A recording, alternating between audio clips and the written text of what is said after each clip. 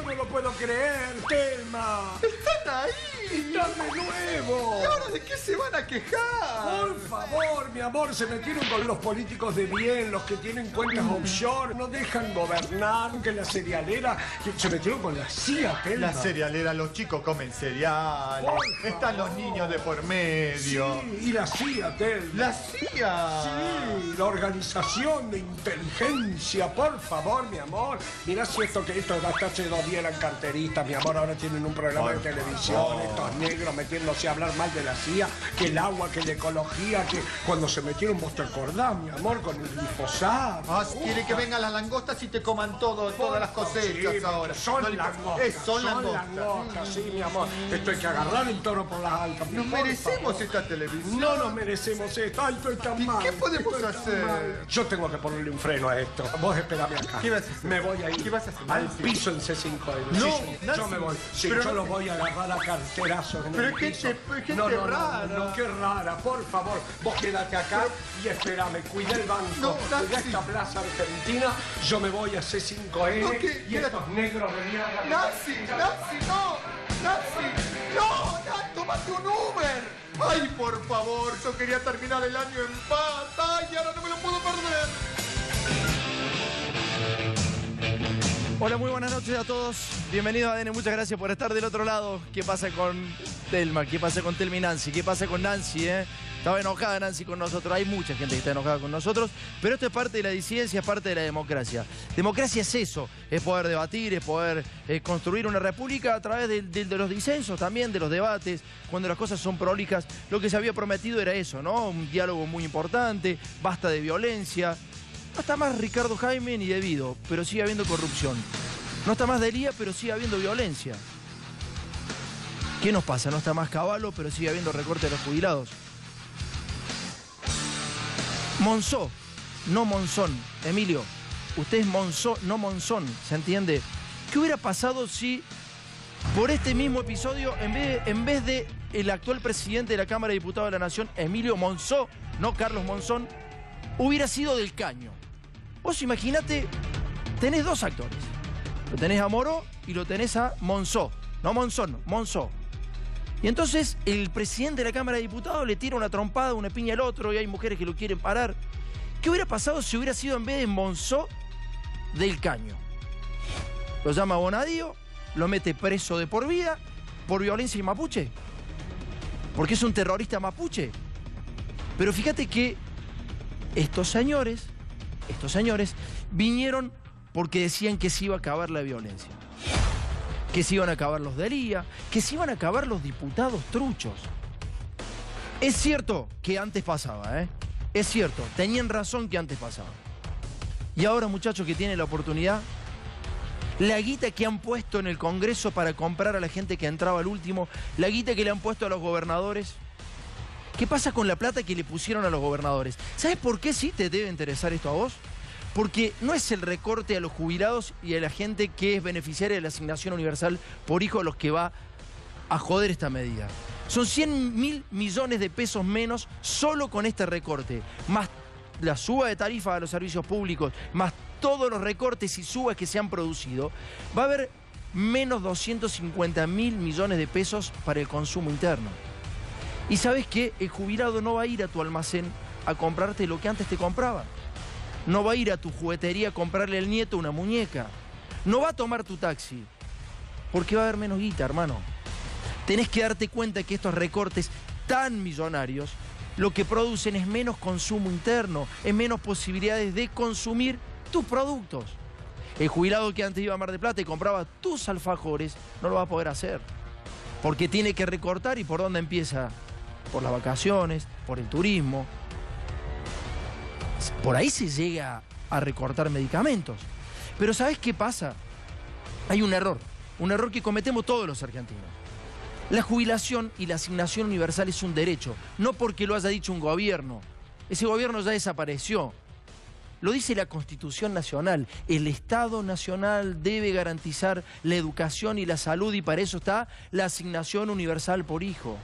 Para que la madre, la familia humilde pueda mandar a su pibe a la escuela, vacunarlos darle salud y educación, lo que dice la Constitución Nacional, pura y exclusivamente, son derechos adquiridos. Un bono es una limosna. Esa es la diferencia entre un derecho y un bono o una limosna. ¿Sabés qué vas a poder comprar con ese bono que te van a dar dentro de 3 meses? 25 litros de leche, medio par de calzados, media factura de luz si vivís en Córdoba, mensual. Eso vas a poder comprar. Esa es la diferencia entre un derecho y una limosna. Y la diferencia entre los violentos y los violentos anteriores, no la hay. Sigue lo mismo, la política sigue siendo la misma. Porque ¿sabés qué pasa? Cambian los actores, pero el sistema está podrido. El sistema es lo que maneja a todos estos títeres. El que pega y el que jode. El que jode y el que pega. El sistema es que maneja absolutamente todo. ¿Sabés cuánto se van a pagar mañana del EVAX? Quizás no te interese porque quizás no sabés lo que significa. Hoy el gobierno se está financiando no con emisión monetaria, se está financiando con una bicicleta financiera que es imparable. 437.000 millones de pesos. Mañana el Estado Nacional le va a pagar a aquellos que hacen negocios financieros. Es decir, viene un tipo del extranjero con 100 millones de dólares y se lleva en menos de un año 130 millones de dólares. Se gana en un año 30 millones de dólares, o sea, 500 millones de pesos. ¿Sí? Sin hacer nada. Esa es la posibilidad que le da el Estado a estos tipos para poder financiarse. Y estamos en un gran problema, lamentablemente. ¿Estoy sintiendo ruido? ¿Puede ser? ¿Estoy escuchando ruido? ¿Puede ser? ¿Estoy escuchando ruido, Jorge? A ver, ¿qué pasa en la puerta de C5? ¿Qué pasa? ¿Cómo? ¿Qué está pasando? ¿Dónde? ¡Ay! Es acá, ¿dónde está? ¿Dónde está? Guardias. ¿Por dónde? ¡Ah! Debe ser por acá, C5N, debe ser por acá. No, por acá no, esto es un café, no, debe ser por otro lado. Esta señora está invitada, está chequeada. Por favor, no me detengan que tengo gas pimienta, no me detengan que tengo gas pimienta. Vengo. Está entrando al estudio, Sí, ¿por dónde? Está entrando al estudio. ¿Por dónde es el estudio? Por acá es el estudio. Sigue el olor a negro, sigue el olor a negro. Qué olor a negro, por favor, qué olor a negro. Deben estar por acá donde otro negro. La señora está ingresando. Ay, por acá. Ay, por favor, es por acá. ¿Pero qué viene con el aval de gendarmería? Vení para acá, por favor, te lo pido. ¿Qué haces al aire? ¿Qué haces al aire en este programa? ¿Qué tiene abajo? Por favor. ¿Qué tiene abajo? Gas pimienta. ¿Qué tiene abajo? Pero no hay seguridad, mi amor, gas pimienta, mira. ¿Qué Venció en el 2010, mi amor. Patricia Bull dice Sí. ahí. Armería Patricia Bullrich. Sí, mi amor, porque nos vamos a defender. ¿Qué haces en este estudio? Por favor. Estamos tratando de hacer... Córdoba daba otras cosas, mi amor. Daba a Caballo, daba de la Rúa. Mira, por favor. Eso, muy bien. Leuco, mi amor. ¿Por qué no aprendes de Leuco, mi vida? ¿Por qué no aprendes de...? ¿Por qué estás haciendo este programa? Es muy malo, este programa muy aburrido. ¿A qué viene?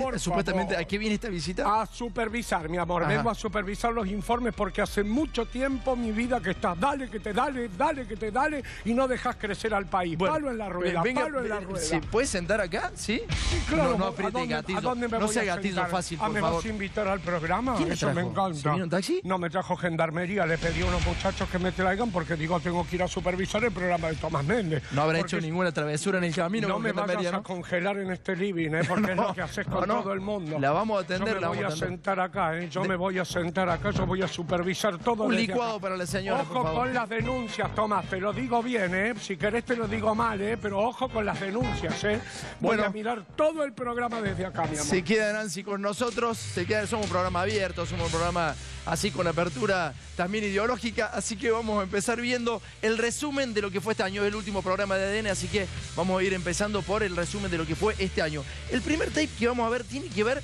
con la corrupción. Acordate que la primera premisa por la cual llegaba Cambiemos era para combatir la corrupción. Y esto pasó la semana pasada. Te mostrábamos cómo el secretario de Seguridad de la Nación juntaba guita para sacar a un coimero de la cárcel. Dale.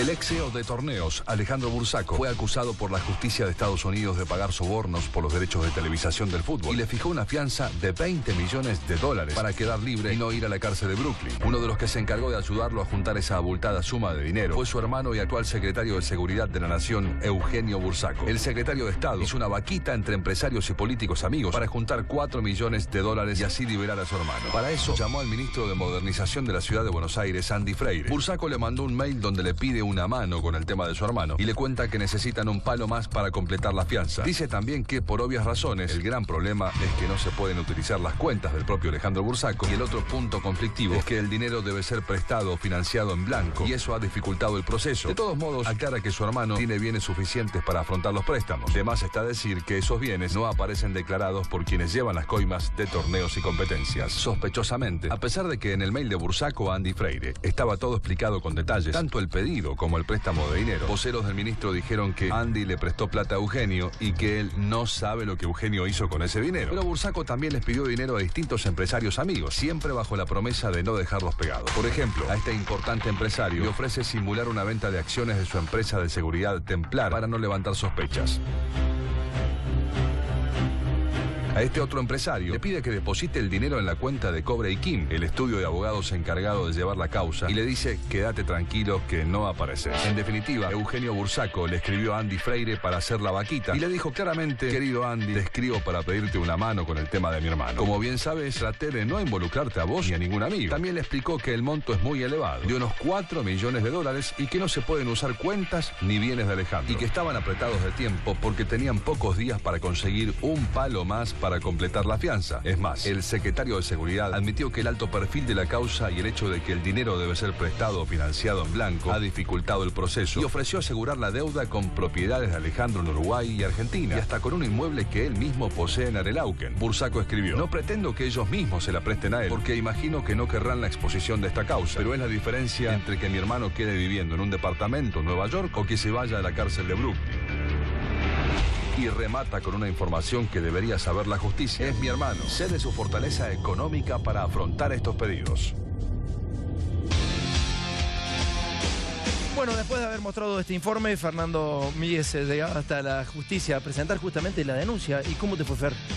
Bueno, en base a lo que ustedes me pusieron en conocimiento y a toda la sociedad, uno de los motivos que tenemos nosotros es, si es relevante lo que se dice periodísticamente, presentarnos a la justicia y hacer la denuncia. La denuncia la presentamos el día miércoles, le tocó a la señora jueza número 1 federal, Servini de Cubría, con turno en el fiscal Policita. Ajá. Esperamos que esta mordaza que hay mediática, porque la denuncia no tuvo repercusiones, y eso que estamos hablando del secretario de Seguridad de la Nación. ¿Qué decís, que no tuvo repercusión en los medios de comunicación, por lo menos? Yo pienso espero que a la justicia federal no le esté pasando lo mismo que le pasa a la prensa, que está amordazada, y por una cuestión de pauta publicitaria que están recibiendo los canales oficialistas, desde TN, Clarín, el Canal 2, es como que amordazaron esta denuncia y la dieron en silencio. Porque contame, vos estás acostumbrado a llegarte a tribunales, a presentar denuncias, digamos, has formulado muchas denuncias, todas formalmente realizadas, ¿y qué hacen los medios de comunicación en general? Nosotros no tenemos una dirección de comunicación expresa para hacer prensa de la Fundación, porque nos parece una cosa que no aplica. Siempre la gente que está en la sala de prensa es la que nos levanta las distintas denuncias. Por ejemplo, con la de Avianca tuvimos una repercusión muy grande, con la del título de Scioli, con la de Laura Alonso, pero desde hace unos meses a esta parte es como que hay una mordaza periodística que es muy lamentable, de compañeros nuestros. Yo soy periodista como vos, Tomás, y considero que, bueno, que ellos están tratando de mantener la pauta publicitaria para poder sobrevivir, pero si vamos a hacer esto, estamos repitiendo y replicando lo que pasó antes. Entonces me parece que no es así. Bueno, nada cambia, digamos, ¿no? Se había hecho la promesa de que cambiaba. No cambia. O sea, si pasa, pasa. las cosas si pasan, pasan. Qué jodido que es jugar con el laburo de la gente, porque la verdad es que no tiene la culpa el periodista. Lamentablemente, hoy por hoy, el que tiene la culpa es el Estado, el gobierno que maneja. Habrá sido antes, también lo habrá sido el kirchnerismo. De todas maneras, creo que había más medios dispuestos a Yo creo que la clase política, los dirigentes políticos financiados por alguna dirigencia empresarial, son los que no cambian y siguen estando. Y van a seguir estando hasta que nosotros y la sociedad en su conjunto, por eso está bien este tipo de programas que esclarecen, que son independientes, que llevan una voz distinta. Tenemos una voz distinta, no sé si todo eso, pero sí tenemos una voz distinta. Pero es una voz distinta para que la gente se entere de que la corrupción, desde la época de Mariano Moreno, cuando lo mandan a Inglaterra, y Padilla lo mata por una cuestión de sobreprecios en la compra de armas, Asamblea del año 13. Desde ahí viene la corrupción en nuestro país. Fer, muchísimas gracias por haber venido al programa. Gracias a vos. Sabés que te admiramos, así que te agradecemos por haber venido en serio. Felicitaciones. Muchas gracias. Gracias, viejo. Bueno, siempre tratamos de fundamentar absolutamente todo. En realidad no tratamos, lo hacemos. Si no tenemos la fundamentación, no exponemos a ningún funcionario político. Y si en algún momento nos podemos equivocar, le damos el derecho a réplica, lo tienen totalmente abierto. Nos vamos a ver la segunda parte de Bursaco, cuando era dirigente de River y algunos funcionarios nacionales, hoy funcionarios nacionales, en áreas totalmente sensibles, se mandaban este mail. Dale. En el mail que ahora vas a conocer aparecen como actores principales el secretario de Seguridad Eugenio Bursaco, el subsecretario de Políticas de Seguridad e Intervención Territorial Darío Oroquieta, el subsecretario de Lucha contra el Narcotráfico Martín Berrier y Andrés Firpo, quien hoy es subdirector ejecutivo de la Administración del Registro de Armas. El 12 de enero de 2015, Eugenio Bursaco, como vocal del club River Plate, les escribió en un mail a sus amigos y ahora funcionarios nacionales lo siguiente: estimados, les escribo porque esta semana debemos avanzar con la instalación de cámaras en el Club Atlético River Plate. Sugestivamente agrega, esto nos debe traer varios beneficios, con lo cual es de mi interés que se haga con esta empresa. La idea es tener una reunión con el secretario general del club. El ahora funcionario nacional, Martín Berrier, le advirtió en su respuesta lo siguiente: el precio puede estar un poco por arriba. Entonces Bursaco dice, perfecto, manejemos un poco de márgenes inferiores para reducir precios y sostener la conveniencia de aplicar el proyecto en su totalidad. ¿A qué se habrá referido Bursaco con esa frase? Manejemos un poco de márgenes inferiores para reducir precios. El mail le fue enviado a todos los que ahora son funcionarios nacionales y tenía la leyenda reunión River Prosegur Cámaras. Soy Eugenio Bursaco, secretario de Seguridad de la Nación, trabajando para que los argentinos vivan más tranquilos, mejor, con mayor calidad de vida para sus familias. Bueno, en un ratito vas a seguir viendo casos de corrupción. Estamos haciendo un resumen de lo que pasaba este año. En un ratito quédate, por favor, porque te vamos a ayudar a pensar de cómo se está gobernando. Ahora los saludo a mis compañeros. ¿Cómo anda Miguel Ponce de León? Buenas noches. ¿Qué tal, Tomás? ¿Cómo estás? Te vamos a seguir mostrando los vínculos de Cambiemos con la mafia. A ver, ¿qué tanto lucha contra la mafia? En este caso tiene que ver con una causa de narcotráfico. Hay un intendente importante de Cambiemos que quedó muy involucrado. Te vamos a mostrar y a comenzar a mostrar cada una de las pruebas. Y vamos a ver si realmente Cambiemos combate a la mafia, como es lo que dicen todo el tiempo. Esto es así. En Paraná hay un intendente que es Sergio Barisco, que es muy amigo de Rogelio Frigerio y del presidente Mauricio Macri. La semana pasada estuvieron juntos haciendo algunos anuncios. Ya te habíamos mostrado esto. Sergio Barisco, el intendente, acuérdate. Este muchacho había nombrado a un narcotraficante, el Tavi Celis. Había trabajado con el Tavi Celis durante toda la campaña. Y lo que vas a ver ahora son las escuchas telefónicas entre algunos funcionarios y el narco. Los funcionarios que vas a ver ahora fueron todos puestos por el narcotraficante en el municipio. En el presente audio se puede escuchar a Daniel Andrés Celis, el narco, dialogando con Cristian Javier Silva, alias Flaco, sobre una reunión que tenían con el intendente. Y ahí se iban a verlo al intendente. Estaba escrito que iban a verlo al intendente, Miguel.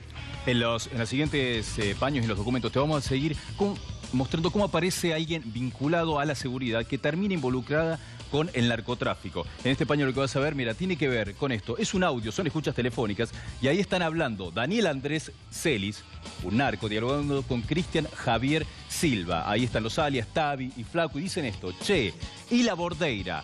Bordeira estaba a cargo de la seguridad. la Bordeira te pagó la cuota esa, y le dice, no, boludo, ayer me saltó con que no tiene la plata, que le ha ido mal. A ver, ¿de qué están hablando? ¿De qué negocio pueden estar hablando un narco con alguien encargado de una municipalidad en lo que tiene que ver con la seguridad? Y vamos a ver qué le sigue respondiendo, porque empiezan a hablar de una deuda que tiene que ver con el trabajo que tenía Bordeira. Bueno, Tomás tiene más datos de cómo empiezan a reclamarle la falta de cumplimiento con este negocio. Sí, señor.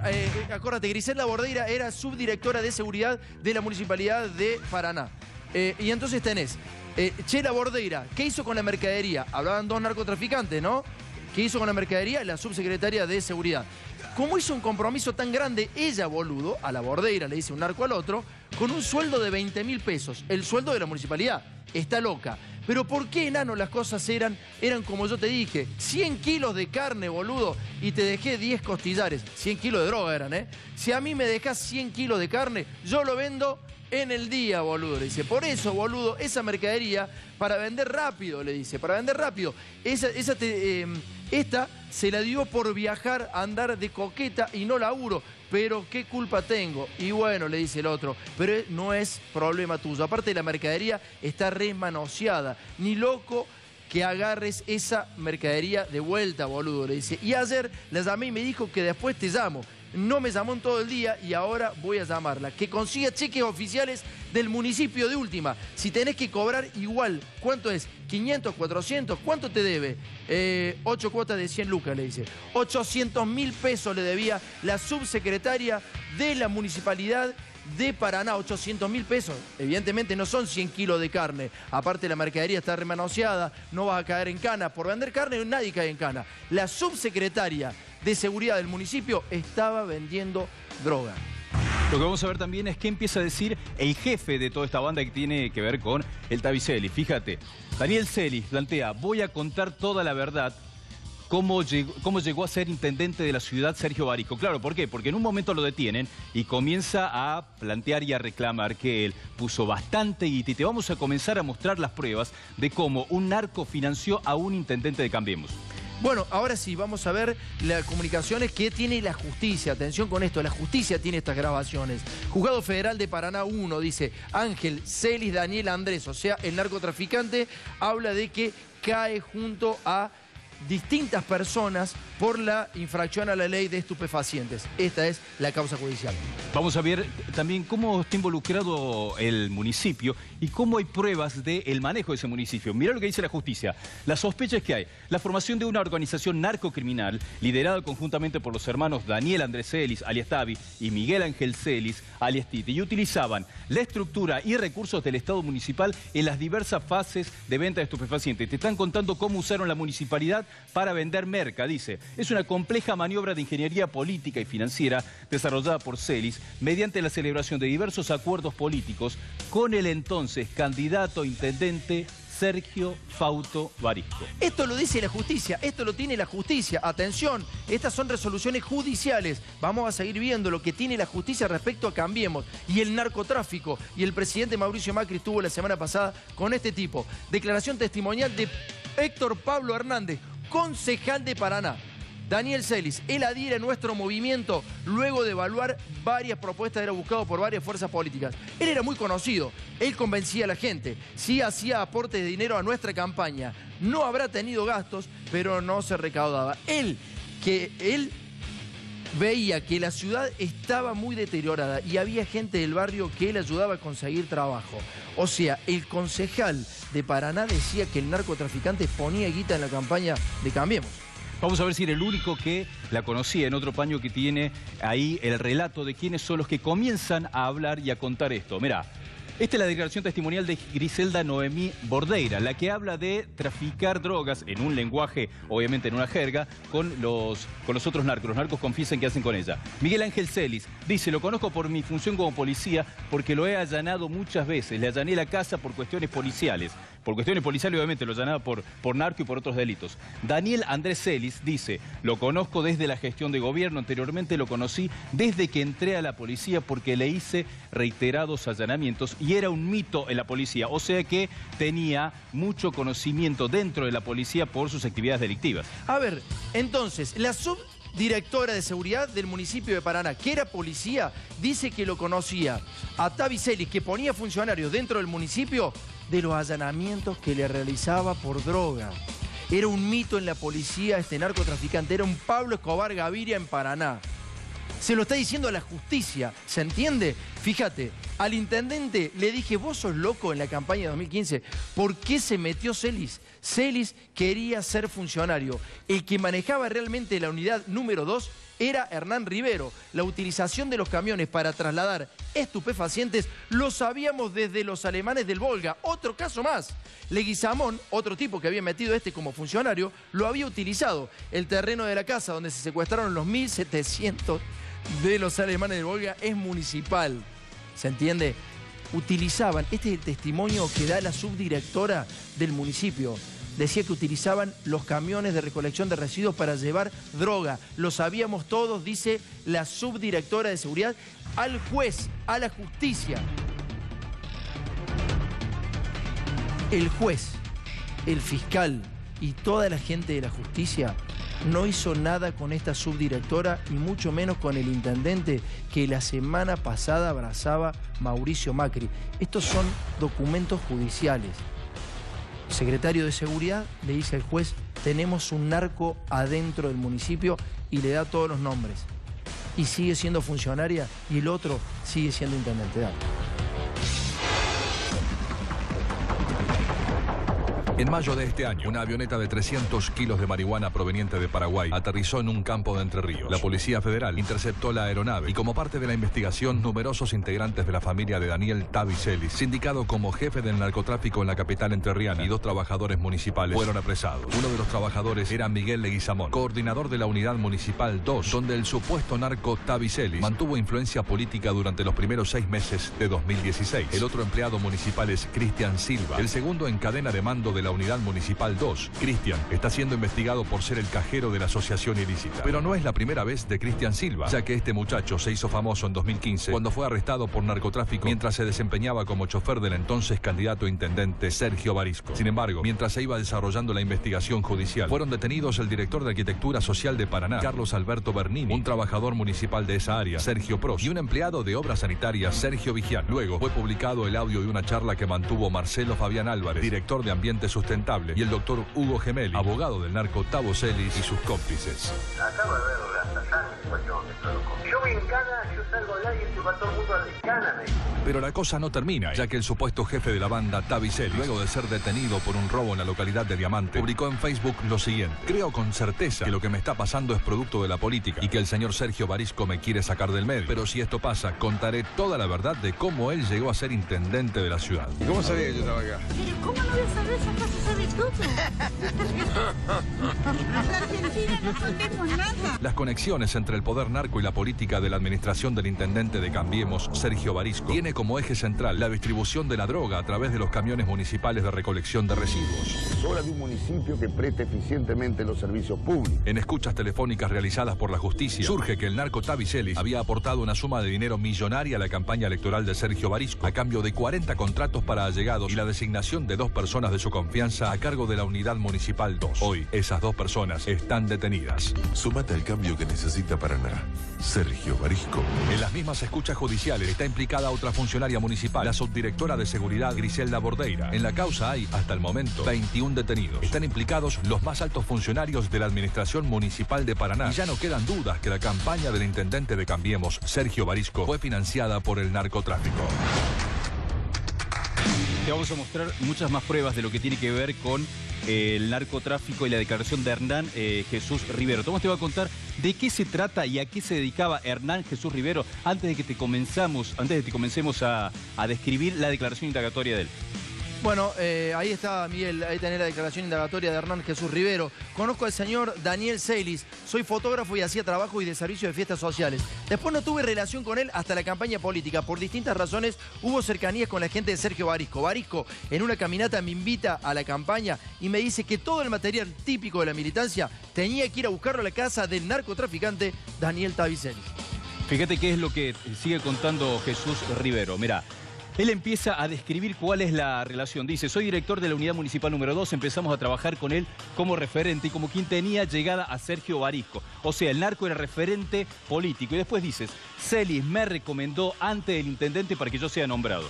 Bueno, y ahora vamos a ver la influencia de Celis sobre Barisco. Esto lo tiene la justicia. Son documentos judiciales, han ido a declarar todos. Mi contacto con Daniel Celis era y es pura y exclusivamente por trabajo.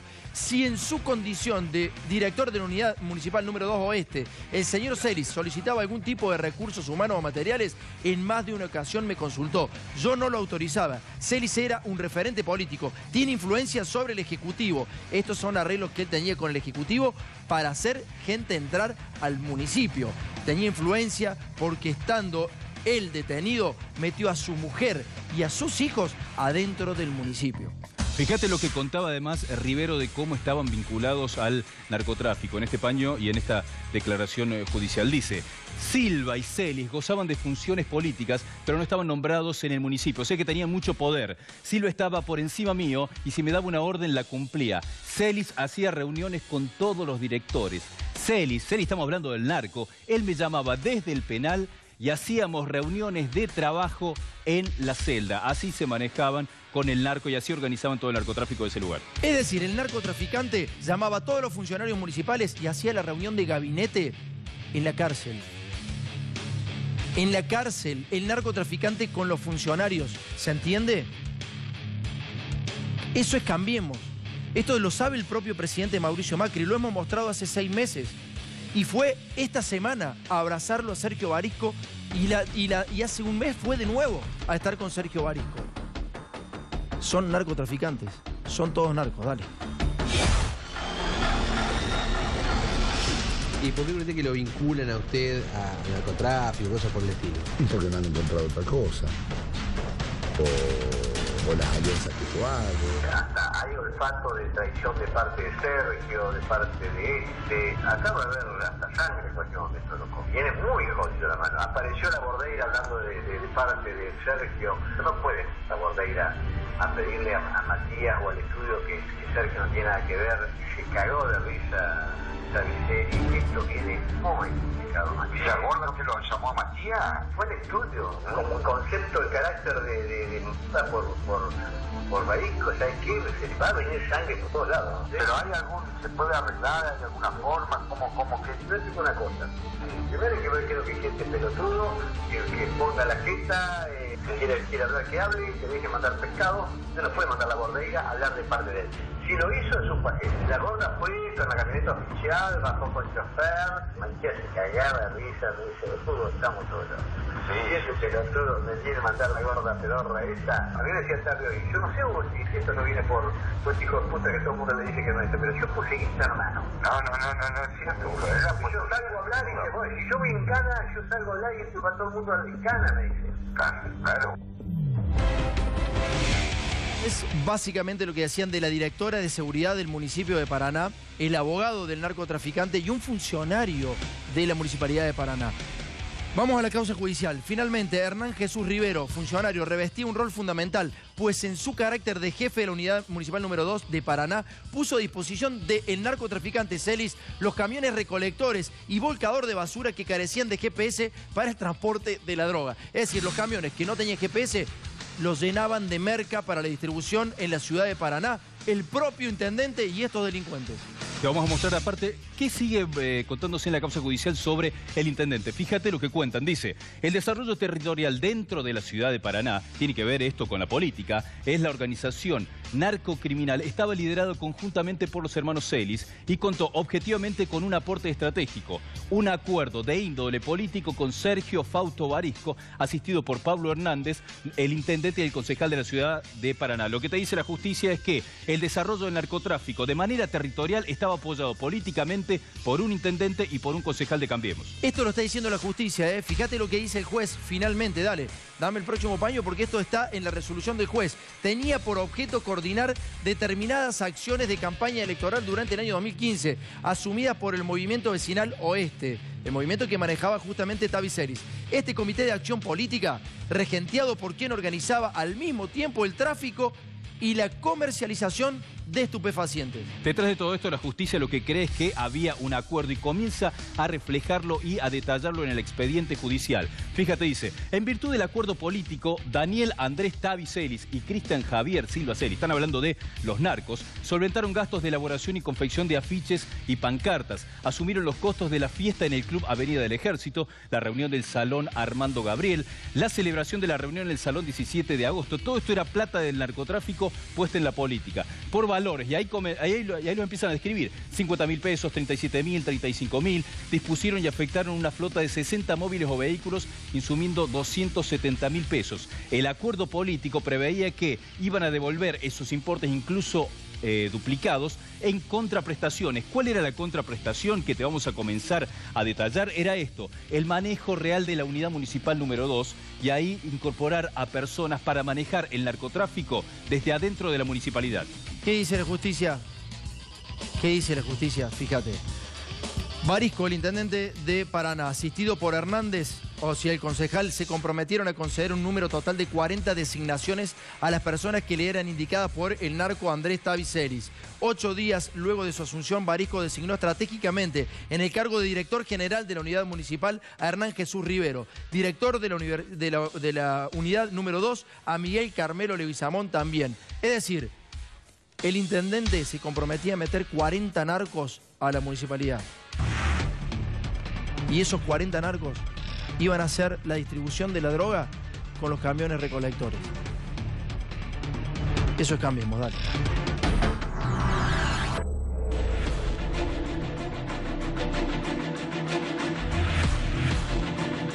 Pablo Hernández. Hola, querido amigo. En análisis digital te pega un garrotazo a vos, me pega a mí también, ¿viste? Ajá. Lo importante es guardarlo sin no contestarle nada. Ajá. Él dice como que vos estás a cargo de la unidad 2. Ajá. Y que tenés un aliado, que es un concejal. A mí si me preguntan, yo me hace boludo, ¿verdad? A mí si me pregunta yo ya no me voy a esconder mal, le voy a decir que sí, viejo, ¿qué querés que haga? Yo a Barisco no lo defiendo más, Pablo. Basta ya, Pablo, déjame romper la pelota, hermano. Déjame joder, yo le levanté la campaña y me tengo que estar escondiendo, pero no, basta. No, te digo que te escondas. Uy, Barisco, déjame joder, boludo. No, pero yo soy mi amigo, te estoy hablando como amigo, no te ya conmigo. Está todo bien, pero yo estoy re caliente, boludo. Estoy re caliente porque con Barisco hicimos un acuerdo, yo no trabajé para él, fue un acuerdo lo que hicimos porque vos me lo trajiste a mi casa, Yo te estoy diciendo, Daniel, es que el tipo te ensucia la mano porque no esté conmigo, boludo. ¿Pero qué me va a ensuciar, boludo? A mí me va a ensuciar. A mí no. Vos te estás cuidando, vos lo estás cuidando a Barisco. Vos no te estás cuidando a Barisco. ¿Entendés? No, a Barisco ni lo nombra. Te nombra a vos, lo está nombrando a Barisco lo mismo. Te nombra a vos, lo está nombrando a Barisco lo mismo. Yo soy lo que soy, me aceptás o sos. Sí, todo el mundo sabe quién soy. Todo el mundo sabe que colaboré con la compañía Barisco. Todo el mundo sabe que estoy manejando la 2. Todo el mundo... Déjame joder. No me vengas con pelotudeces, boludo. Los narcos no solo costearon la campaña de Cambiemos, sino que le daban droga a la subsecretaria de Seguridad, Griselda Bordeira, quien les quedó debiendo unas cuotas. El capo narco Tavi Celis, quien está detenido, le mandó a decir al secretario de Ambiente, Marcelo Álvarez, a través de su abogado, que si se decide a hablar, se pudre todo. Te juro que lo llevo puesto en todo sentido, lo llevo puesto. Barisco aseguró que está absolutamente tranquilo y que está a disposición del juez Leandro Ríos, quien a pesar de las oscuras pero esclarecedoras escuchas telefónicas y un testimonio más que dudoso de parte de Barisco, no le imputó ni a él ni a la subsecretaria de Seguridad, Griselda Bordeira. Recordemos que 2 narcos dicen haberle dado más de 100 kilos de droga a la funcionaria para que las vendiera. Yo no me escondo más, cuando a mí los medios me llaman, yo les digo, sí, yo hice un acuerdo con Barisco, puse tanta plata y no me escondo más.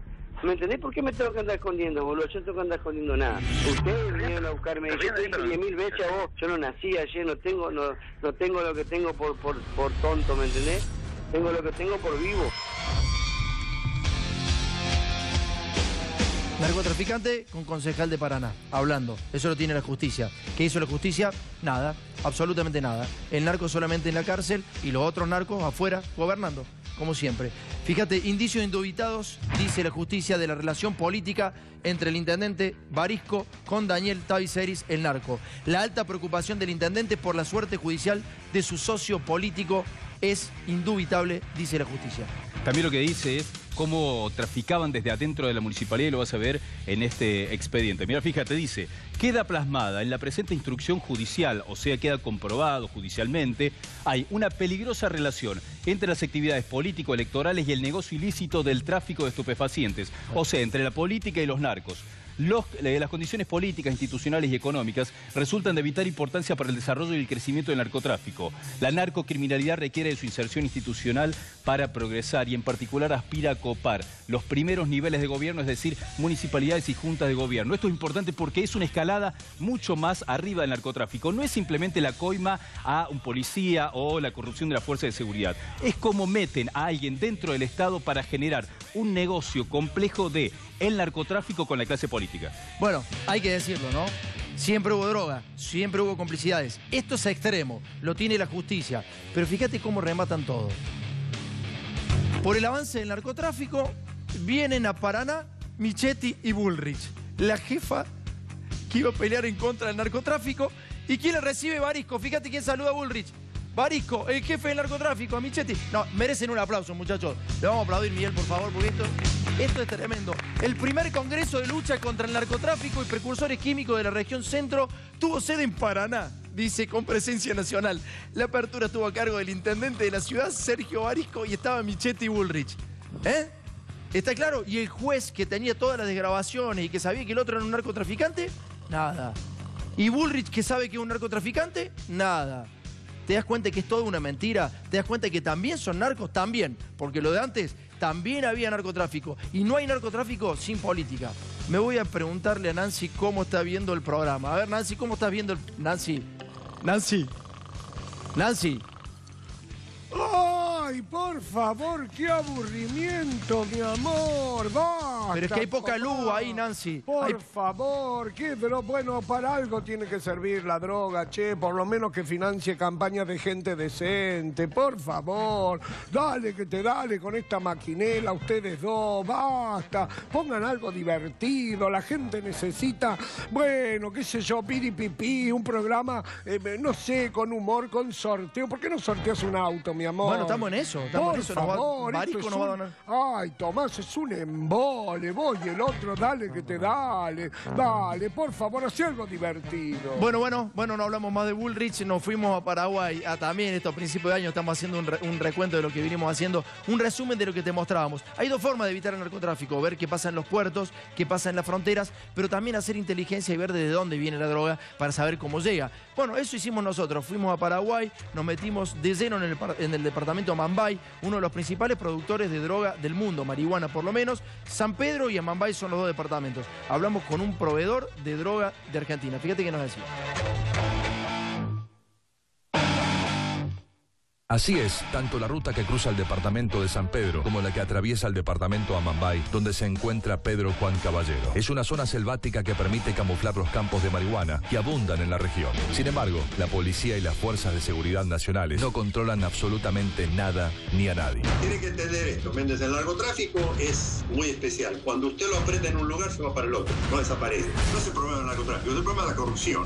El narcotráfico se aprovecha de la corrupción. Según un informe anual realizado por Estados Unidos, Paraguay es el país de mayor producción de marihuana de Latinoamérica. Es el proveedor de marihuana exclusivo de países como Argentina, Brasil y Chile, además de puerto de embarque de esa droga hacia África y Europa. Finalmente llegaríamos al lugar donde nos venderían la droga. ¿Cómo hacemos? Ahora pues dentro de un mes a 22 ya va a estar la mercadería. Va a tener un mercadería de primera. ¿Cuánto podemos poner? ¿700? 700 kilos. Sí. Prestado. Sí. Va a tener prestado, pero de aquí a un mes. ¿Y qué tenés ahora? ¿Mala calidad? ¿Tenés mala? Ahora sí hay comercial de primera. De aquí a un mes, 22 tiene dos pagos por una. De primera. Para la Argentina, para acá hay un patrón de ahí de Urután, hay un que lleva en Pilar, en marca directa, un barco. ¿Con barco? Sí, él no quiere de primera. ¿Y lo mete en barco? Sí. ¿Para Argentina? Sí. Entonces va aquí por sur, por Pilar, por trabajar con contenedor. ¿A Córdoba no nos pueden tirar nada? ¿A Córdoba, provincia de Córdoba? Para avión. Ah. Para avión, sí. ¿Y cuánto me hace el kilo? Acá hace comercial 100.000 van el kilo. ¿Cuánto? 100.000. ¿Dólares? ¿Cómo es? 19 dólares. $19 el kilo. Clavado. ¿El flete más o menos cuánto nos cobrará el kilo? Sí, vale 30.000 el kilo. 3 millones te cuesta 100 kilos. 3 millones 100 kilos, ¿cuánto más o menos? Sería $600. $600. $600 los 100 kilos. Claro. Esa es la comercial de primera, no es la 2x1. 2x1 acaba los 120.000 guaraníes. Serían $46. ¿Acá caro? Sí. ¿Acá? Sí, la vendamos cara. ¿Acá lo cargamos? Sí. ¿Parte a ti qué pagar? ¿A la policía? Sí. ¿Le tenemos que pagar? Pagamos 1 millón narcóticos, 1 millón de investigación. Pero sí o sí tiene que poner cobertura. ¿Y si hay que pagar, cuánto se paga por puesto, más o menos? Y 1 millón, 2 millones sería. ¿Y cuánto es 1 millón más o menos?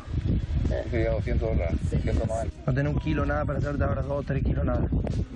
¿Sí? Bueno. ¿Sí? Bueno, compresado, ¿crees? Sí, dámelo prensado, claro. ¿Verdad? Bueno, fíjate, en esto nos vendieron la droga recién a manera de muestra. Está muy bien embalado, empaquetado. Y estuvimos transitando, como te decía recién, por una de las rutas con mayor cantidad de droga en Sudamérica, de marihuana por lo menos. Pasamos varios puestos policiales, ni siquiera nos controlaron para ver qué traíamos. Y empezamos a abrir lo que nos vendieron como marihuana. Está muy bien prensada. Se ve que tienen elementos, parecen rudimentarios, por lo menos en la forma de la venta y de cómo está armada la situación, pero fíjate cómo está la marihuana empaquetada, ¿no? Está muy bien prensada la marihuana. Estamos hablando de Paraguay, que subsiste gracias al consumo que tiene Argentina y gracias al consumo que tiene Brasil. Hicimos un informe muy profundo de lo que pasaba en Paraguay, también con el tráfico de armas, hablamos con traficantes, eso fue al inicio de nuestro año. Pero ahora vamos a hablar también de lo que pasa con los políticos argentinos. ¿Por qué la droga entra? ¿Cómo la DEA había regulado el mercado? Hablamos con un ex agente de la DEA vía Skype y nos decía y nos explicaba cómo también Estados Unidos estaba regulando el mercado de la droga, también en la Argentina. Cómo algunos políticos respondían a los intereses de Estados Unidos. Algunos lo sabrán y otros no. Pero, por ejemplo, se crean fundaciones. La CIA maneja fundaciones en distintas partes del mundo para poner su punto de vista, para que su punto de vista, el punto de vista de los Estados Unidos, esté presente en distintos países. Algunos presidentes se avivaron, en la Argentina todavía no. Hay un grupo que se llama la RAP, una fundación donde los diferentes políticos de distintas extracciones, menos de la izquierda, están todos financiados con viajes, con reuniones, con muchachos que ponen mucha guita, bancos que ponen mucha plata, después endeudan a los estados con esos bancos. Todos responden a los intereses de Norteamérica. La CIA tiene fundaciones en distintos países. Acá se llama la RAP y empezamos a ver el informe.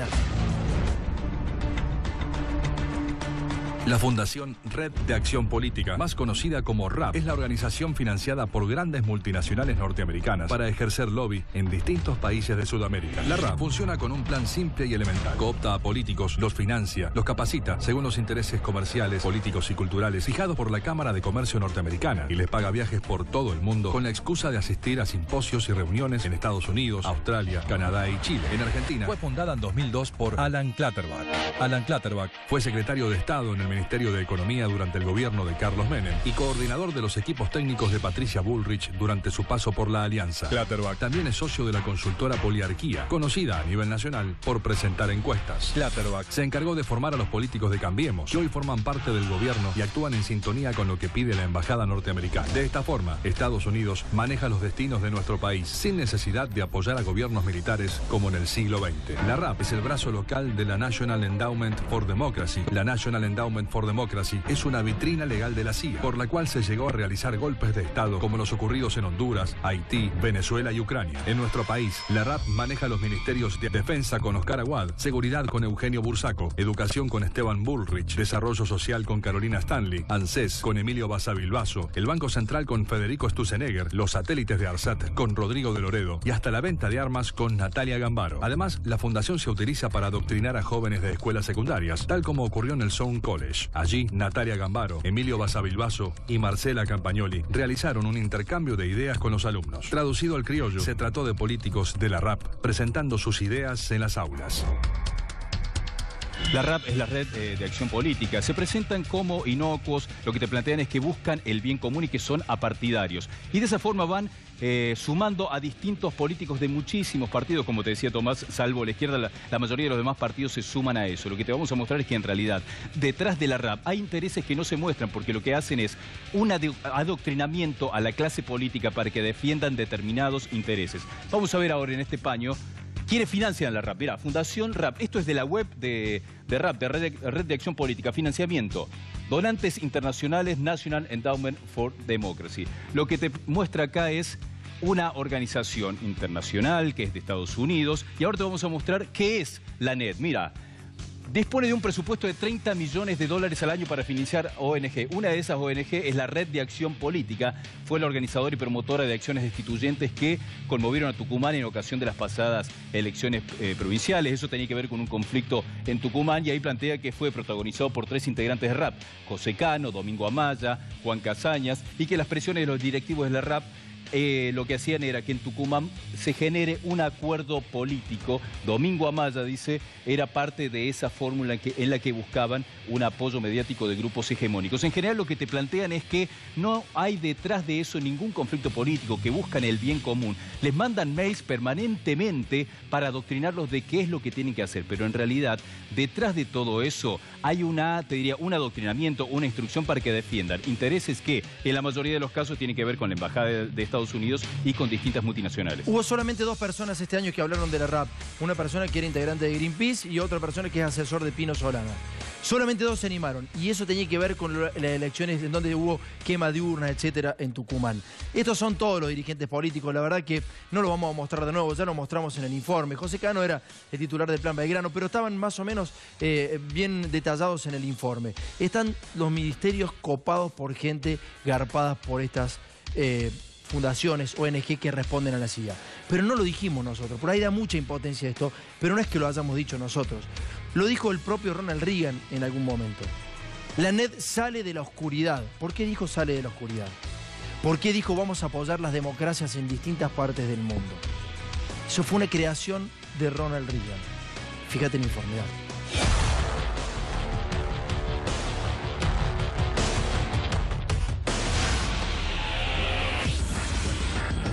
La organización madre de la RAP es la NED, creada en 1983 por el gobierno de Estados Unidos para formar políticos de acuerdo a sus propios intereses y necesidades. Ya no se necesitaría de la CIA ni de los golpes de Estado para influir en Sudamérica. It's good to have you all here to help celebrate the launching of a program with a vision and a noble purpose.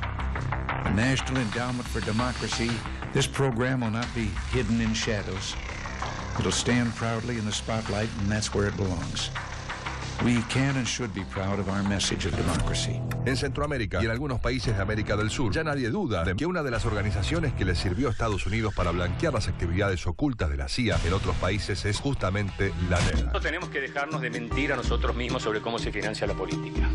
Tenemos una democracia, la democracia requiere de partidos políticos, requiere de políticos, eso sale plata. La NED apoyó y financió movimientos de desestabilización contra gobiernos en todo el mundo que no se alinearan con los intereses de Estados Unidos. National Endowment for Democracy es el brazo financiero de la CIA, como en Venezuela, como en Bolivia, financia grupos para que educación en democracia le hace desestabilizar al gobierno. We know about the National Endowment for Democracy. Really, that's kind of heir to what we used to call the Covert Action Staff, CIA. They fund all kinds of people who do color revolution type things, okay? And we know of about 65 projects at the National Endowment for Democracy. Por este tipo de acciones, algunos países decidieron expulsar a estas organizaciones, como hizo Rusia con la NED o Bolivia con la USAID. Nunca más USAID te va manipulando, que van utilizando a nuestros hermanos dirigentes. Al igual que la NED y que la USAID, la RAP opera en todos los niveles para defender los intereses de las empresas y las embajadas que los financian. Y su centro de operaciones es el Congreso de la Nación.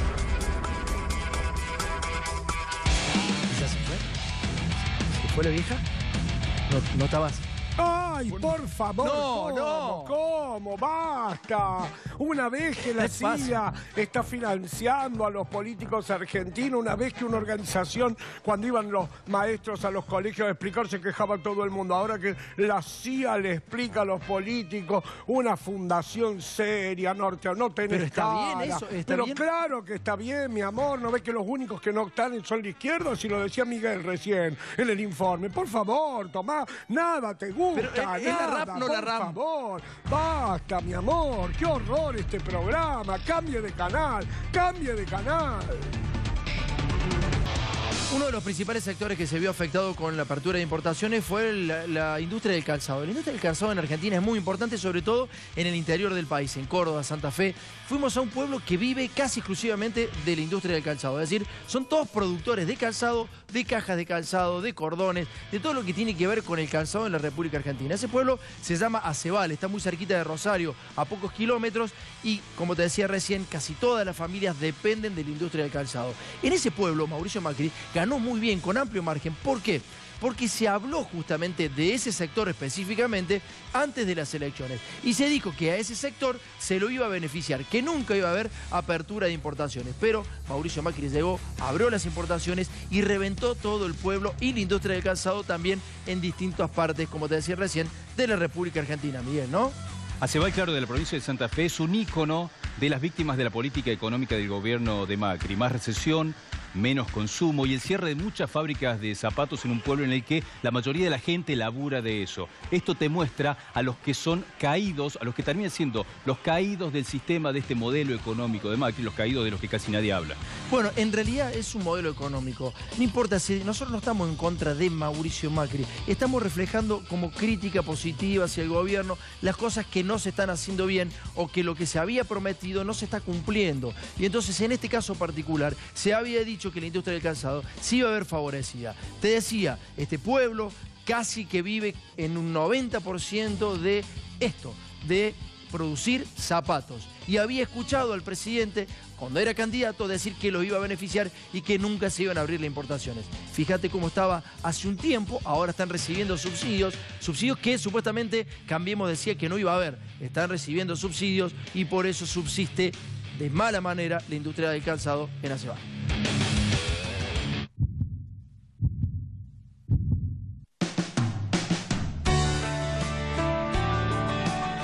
La localidad de Aceval, provincia de Santa Fe. Es un pueblo de 5.000, 6.000 habitantes, donde hay 35 fábricas más o menos, entonces le han apodado la capital del calzado.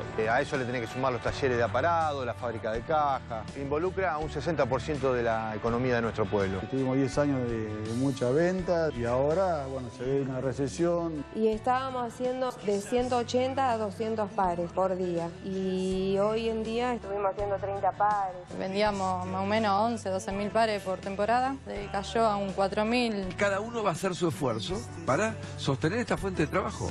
Y pero no le podés exigir al del zapato que haga todo el esfuerzo. Los fabricantes están en una situación desesperante. Tienen que empezar a despedir gente. No sabemos qué hacer con la gente porque estamos sin trabajo. En este pueblo somos todos conocidos. La gente que está trabajando no es un empleado que tiene un número y es el padre del hijo que va a la escuela con el mío. Tuvimos que sacar a 10 empleados. Esos empleados prácticamente acá son amigos nuestros y es duro decirle a un amigo que no tiene más trabajo. Me encuentro mal porque no tenemos trabajo, muy poco laburo hay. En 2017 nos encontramos con 14 empleados. De esos 14, 7 nos sobran la mitad. Yo con 52 años, ¿dónde voy a conseguir laburo? ¿Quién me va a agarrar? Ya estoy viejo. Los pueblos vacíos, sin trabajo. Esa imagen no la queremos ver y vamos a ponernos a trabajar para crear mucho más que eso. Tienen que empezar a despedir gente. No sabemos qué hacer con la gente porque nos sobran la mitad. ¿Quién me va a agarrar? Ya estoy viejo. Y hoy tienen que producir menos del 50% de lo que estaban produciendo. Se fabricaban 100.000 pares por mes. Hay muchachos que ya no están más trabajando, que fueron achicando los turnos, que se fueron despidiendo algunos. Y esos muchachos han emigrado, se han tenido que ir de su pueblo natal a otro lugar a buscar otras posibilidades de trabajo. Y muchos de ustedes han venido de distintas provincias buscando un trabajo. Y que si hubiesen tenido oportunidad en su pueblo, en su provincia, jamás la hubiesen abandonado.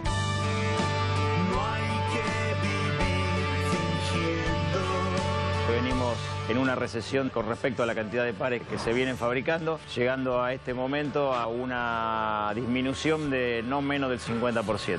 Tuvimos que sacar 10 operarios. Siempre hicimos calzados, otra cosa no sabemos hacer. El precio está muy accesible, más no se puede bajar. Y tampoco se vendió. La caída del consumo fue algo gravísimo. No hay plata. La gente se está cuidando, que los alquileres le han aumentado, la luz le aumentó. El principal problema es el consumo y muy cercano está la importación. Un cliente que nos compraba muy bien de corriente le llegó 200 bultos de importado. No podemos competir con Brasil ni hablar con China. ¿No podemos abrir las importaciones? ¿No vas a abrirlo esto? No, la Argentina no puede. Estamos medio parados, se está complicando con lo que está entrando de afuera. Un par que entra de afuera es un par que se tenía que fabricar acá. Te digo lo de la cámara de zapatos, ¿no? Dicen, por favor, que no nos invadan los chinos. Si abren las importaciones, nos aniquilan. Absolutamente. Tiene razón él. ¿No podemos abrir las importaciones? Es la hora de que salgan a dar la cara y a decir la verdad. Recurriremos a abrir la importación y traer una oferta adicional que corrija el problema de precios. El mes pasado la fábrica tuvo una pérdida de 350.000 pesos porque prácticamente no se produjo. ¿Quién se hace cargo de la gente que va a quedar afuera? Tengo 4 hijos y 2 nietos. Y ellos están sin laburo porque hacían zapatillas y la estoy peleando. También en el 2001 hubo un parate igual, pero creo que ahora estamos peor que en el 2001. En aquella época entrar a una fábrica y tenerla cerrada y las máquinas tapadas. Y hoy me vuelve a pasar a mí. Una impotencia terrible. Por eso vos, que sos del gobierno, salí a dar la cara. Decí lo que nos va a pasar. Tenemos que sentarnos en una mesa, los empresarios del calzado, el gobierno, y decir, bueno, ¿cómo vamos a hacer para realmente poder desarrollar esta actividad en el largo plazo? Nosotros pedimos, por favor, que tengan un poquito de piedad, y te hablo y me da mucha bronca, ¿no? Me da mucha bronca lo que pasa.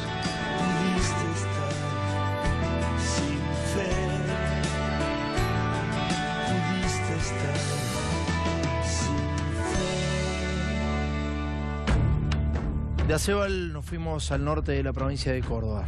Nos fuimos de Santa Fe hacia la provincia de Córdoba, uno de los departamentos más pobres que tiene la provincia, el departamento Cruz del Eje. Había una localidad que se llama Canteras Quilpo, así se llama la localidad. Le pertenecía a Fortabat en algún momento, una cantera de cal. De cal, el milagro se utilizaba para hacer viviendas precarias, clase media compraba la cal esa para hacer esas viviendas. Clase media para abajo, está claro. Ese era el consumo de esa cantera. Esa cantera ha desaparecido. Lo compró un grupo mexicano, uno de los principales productores de cemento del mundo, porque esa cal no era consumida. Es decir, la clase media y la clase baja dejó de consumir cal para la construcción de viviendas. ¿Sabés a dónde se fue esa empresa? Se fue a San Juan para vender esa misma cal para la industria minera. Es decir, para los grandes exportadores. Se acabó la construcción de viviendas y se fueron para abastecer a la minería en Chile y además en San Juan. Miguel. Acá tenemos los datos de lo que te está comentando Tomás y las consecuencias. Mirá, las compañías Zetas y el grupo Calidra se unieron e invirtieron 50 millones de dólares y lo que dicen es que en la provincia de San Juan, como te comentaba Tomás, una planta de tecnología europea de última generación que produce cales vivas de alta reactividad y excelente calidad va a estar destinada principalmente a abastecer los mercados de la industria y la minería. En 2010 surge Cefas Chile, extendiendo su participación en el mercado, comercializando y distribuyendo sus productos en el territorio chileno. Y lo que dice es que la cal es una de las materias primas que se usa en muchas industrias y consideramos que la construcción va a tardar un poco, pero también va a recuperarse esto y que se tiene mucha confianza en este mercado que generó muchísimos problemas que te va a detallar Tomás en toda la zona de Canteras Quilpo. Sí, lo de Acebal te dio tristeza, no sabes lo que pasa en Canteras Quilpo. Un pueblo fue destruido, es decir, la empresa cerró y fue destruido un pueblo. Había escuelas, había iglesias, había clubes, había viviendas. Fíjate.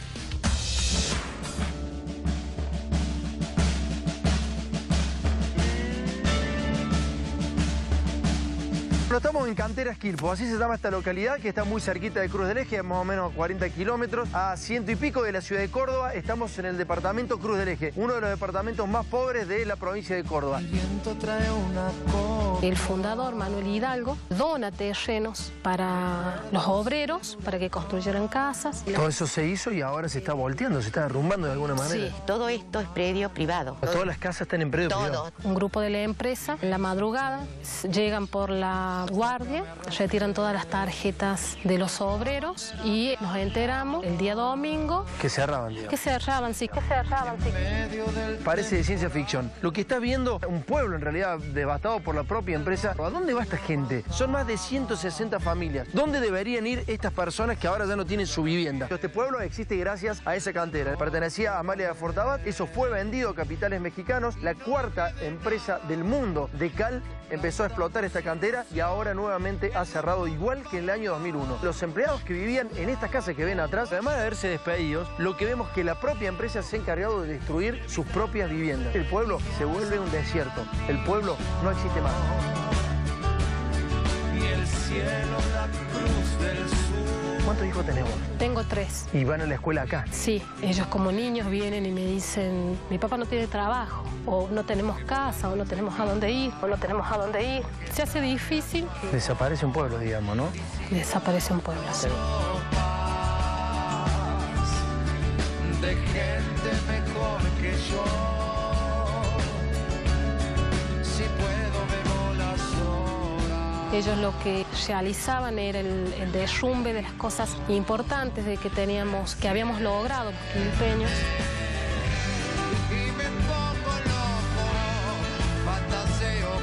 Por ejemplo, la capilla, el Club Atlético Quilpo. Nos encontramos en la cancha de fútbol. Fíjate lo que hizo la empresa. La empresa destruyó hasta los arcos. La única lugar de recreación que tenía el pueblo, se lo han destruido. Bueno, esto es la nueva capilla que han hecho los vecinos después que le derrumbaron la capilla que tenían ellos. Fue un hecho doloroso, las cosas santas, los objetos fueron trasladados en un camión que recolecta la basura. Bueno, esta es la capilla que han improvisado ahora porque claramente le han sacado la suya. La iglesia que teníamos de hace muchos años, de que se hizo Quilpo, la voltearon. ¿Qué intentan hacer con esto, señora? Y sacarnos de acá, de Quilpo, digamos. Digamos, yo soy nacida y criada acá. Mi papá trabajó acá, mi marido trabajó acá, mi hijo trabajó acá. Nosotros no tenemos a dónde ir. Acá dan misa. Es muy triste ver esta situación. Teníamos correo, estaban las oficinas, una escuela secundaria, una escuela primaria, un jardín, la capilla San Antonio de Padua. ¿Todo eso dentro del predio de la cantera? Sí. Fui directora de la Escuela Juan Amanso, escuela primaria, durante casi 10 años. ¿Cuántos pibes venían a la escuela? ¿A tu escuela? 30 chicos. 30 chicos. Más los chicos de jardín, más los chicos de secundaria. Todos tus alumnos quedan en la calle literalmente. Totalmente. Sin vivienda, sin trabajo sus padres. Exacto. Es desesperante, es angustiante. Te vos venís por una ruta pública, terminás en un control policial y te dicen estabas adentro de la empresa. Todo es de la empresa.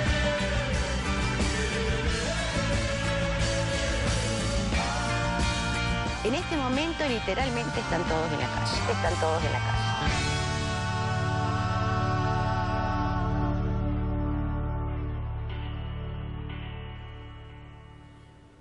Argentinos, soy Máximo Ortiva Facho y estoy tan contento de que me hayan dado este lugar porque algunas veces tenemos que opinar nosotros. Si no les gusta este gobierno, armen su propio ejército y luchemos por la represión.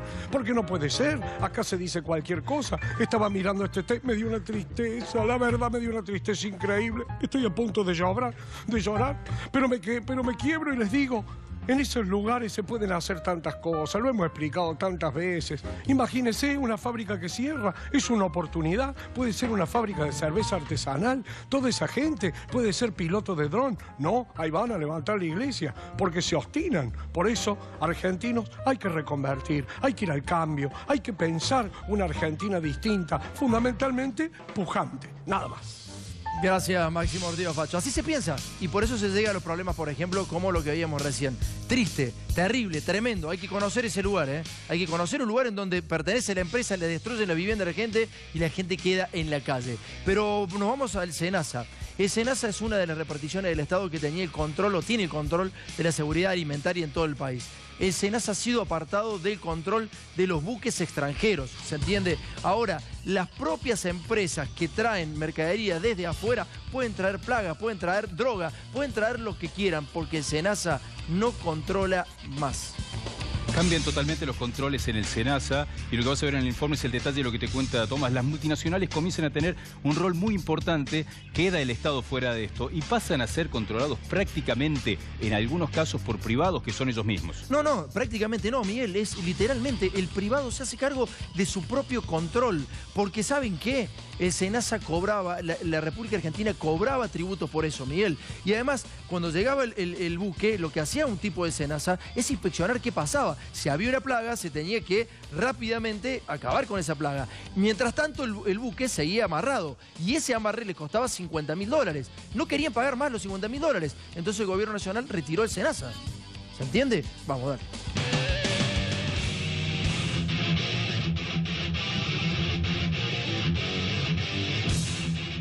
¿Quién es el encargado de controlar los puertos, lo que sale, lo que entra? ¿Quién revisa esa mercadería? Hay dos tipos de supervisión. Uno es el SENASA y la otra es la aduana. El primer momento del SENASA que es interesante analizar es la resolución número 37 del 31 de enero de este año 2017. Allí lo que se decide, de acuerdo a una promesa que le había hecho el presidente de la Nación, el ingeniero Mauricio Macri, a los empresarios exportadores de la Argentina, es sacar los controles del SENASA para que las multinacionales que manejan hoy los puertos de toda la Argentina hicieran lo que quisieran sin rendir cuentas a nadie. ¿Cuántos puertos tiene Santa Fe? 24. ¿En manos de quiénes están? Los puertos, la mayoría son privados, que son de las cerealeras fundamentalmente. ¿Cómo es que las multinacionales hoy, estas exportadoras extranjeras, manejan los puertos? ¿Cómo los manejan? ¿Por qué? Porque al correrse el Estado a través del Servicio Nacional de Sanidad Agroalimentaria, el SENASA, al correrse ya no hay participación, ya no hay control de parte del Estado. Es decir, la gente de SENASA antes llegaba a las bodegas de los barcos, revisaba y decía si estaban aptas para recibir el grano, y ahora ni siquiera eso hacen. Claro, porque controlaba y veía qué había adentro cuando salía y qué había adentro cuando entraba. Eso hoy ya está absolutamente desarticulado. En total, lo que inspecciona el SENASA en el complejo aceitero sojero es 19.000 y pico de millones de dólares. Uno podría llegar a caer en el lugar común de definir Estado ausente. No, mentira. El Estado siempre está presente. Claro. El tema es cómo.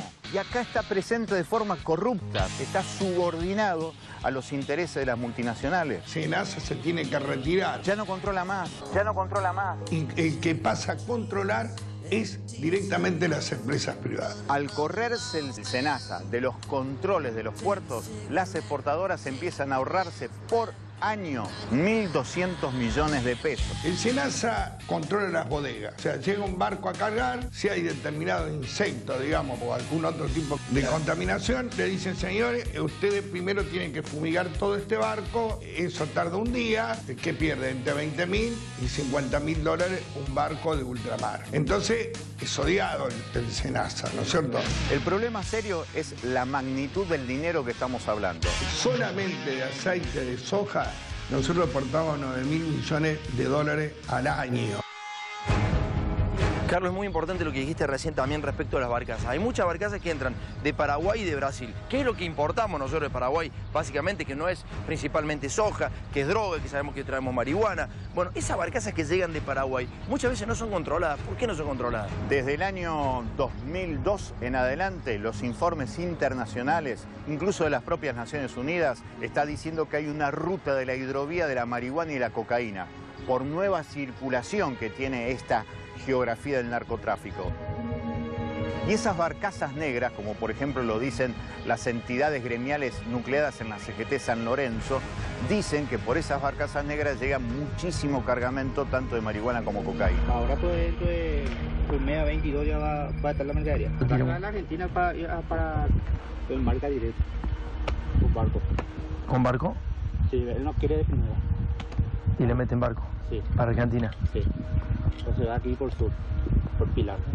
Nosotros nos enteramos, gracias a Canadá, que por el puerto de Bahía Blanca, ya puesta en funcionamiento esta orden de la número 37, salió una tonelada de cocaína que llegó hace 2 semanas a Canadá. ¿Por qué? Porque sale y entra lo que quieren de los puertos argentinos. Porque el problema es que justamente los puertos legalmente constituidos tienen una economía en negro. Vamos a estar hablando de que salen 800.000 millones de pesos del puerto y solamente se blanquean 500.000. Este es el problema. Acá, la exportación argentina está manejada por un grupo de personas con la complicidad del Estado. ¿Qué hay atrás? Atrás de esto, un gran negocio, que en este caso es de 19.500 millones de pesos. Vos para manejar un país simplemente le tenés que manejar los medios de comunicación, los medios de transporte y los puertos.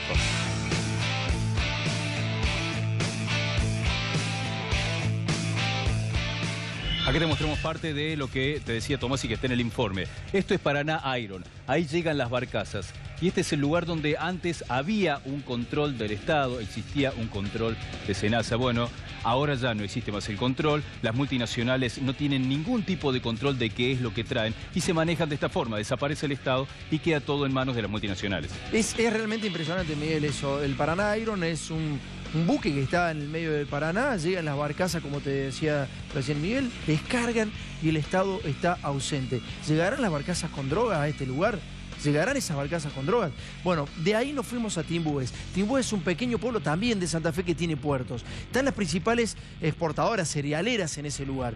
El intendente dijo, bueno, ya que vienen y amarran en nuestros puertos, ya que vienen todos los buques y amarran en nuestros puertos, lo que vamos a hacer es cobrarle el 1,5% de lo que cargan y descargan en ese lugar. El impuesto o la tasa al amarre. ¿Está claro? Eso se le ocurrió hacer al intendente en un pueblo humilde, muy humilde, para poder tener más recaudación tributaria y poder volcarla hacia la gente. Parecía como lógico, ¿no? Cuando se le ocurre, lo hace por ordenanza, lo llama el gobierno nacional, el ministro Dietrich, y le dice, no podés cobrarle tasa a los grandes exportadores. Y el intendente le dijo, no, ¿cómo que no? ¿Y cómo hago para volcar esos recursos al pueblo? No, no lo podés hacer. ¿Qué deficiencias tenés? Y bueno, tenemos la ruta 11 que está bastante mal. ¿Por qué no hacemos una obra? Bueno, le prometieron 11 kilómetros de ruta. Hicieron 500 metros. Y es que no sabés cuál fue la empresa que eligió el gobierno para hacer esa ruta, por la cual le dijeron al intendente que no tenía que cobrar más tasas a los grandes exportadores extranjeros. Fíjate.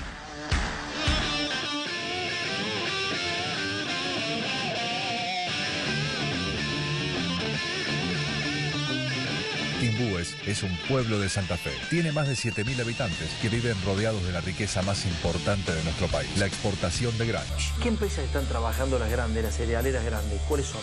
Costco, que eran de capitales ingleses y ahora aparentemente los capitales son absolutamente chinos. La otra es Dreyfus, son franceses. Y la otra es Renova, que es la mayor aceitera del mundo. También está radicado en Timbúes, Glencore, Vicentín, la Asociación de Cooperativas Argentinas y Molinos. Es decir, Timbúes es el puerto clave en el reparto de granos a nivel mundial. Bueno, en una reunión de comisiones se habló de cobrarle un canon a las barcazas. Pero hay que cobrar el 1,5%. 1,5% del total de la carga. Ese artículo se puso en la tributaria de la comuna. Después luego se derogó. Bueno, y a partir de los primeros meses del 2016 empezamos en una negociación que no era de nuestro agrado, pero tuvimos que aceptar. El gobierno del presidente Macri nos pidieron que deroguemos el artículo 78 de la ordenanza tributaria 2016, la que contemplaba el cobro de un derecho de amarre a todas las barcazas. Esto es lo que le pidió el gobierno nacional, que no cobraran impuestos a estos tipos, ¿no? Que dejan las barcazas al frente, que descargan, cargan. Estos son los tipos que no pagan impuestos gracias al presidente Mauricio Macri y a Guillermo Dietrich, que lo aprietan al intendente para que no les cobre impuestos y que no se vuelque estos recursos en la gente. El intendente se tiene que sentir solo, porque si está solo decís, bueno, a ver, ¿qué hago? ¿Le cobro el impuesto al árbol? Nosotros vamos a resignar algunos recursos y los resignamos. ¿Qué hago? ¿Le cobro el impuesto al árbol? A cambio de eso, le dieron supuestamente 2 kilómetros de ruta. Escuchaste bien, 2 kilómetros de ruta. La Ruta 11 es una obra que arrancó ya hace aproximadamente 1 año y medio. De lo que se construyó hace 1 año y medio, ¿es esto que estamos viendo acá? Sí, son aproximadamente 500 metros más o menos.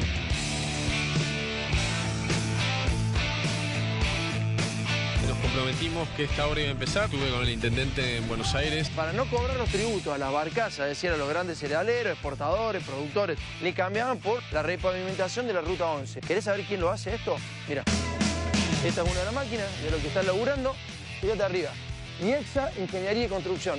Y la otra empresa controlada por el grupo IEXA, Cinco Vial. O sea, ¿quién lo hace? Pregúntate, ¿quién lo hace? Y es notable, IEXA es de Calcaterra. Sí, claro, Macri. Exacto.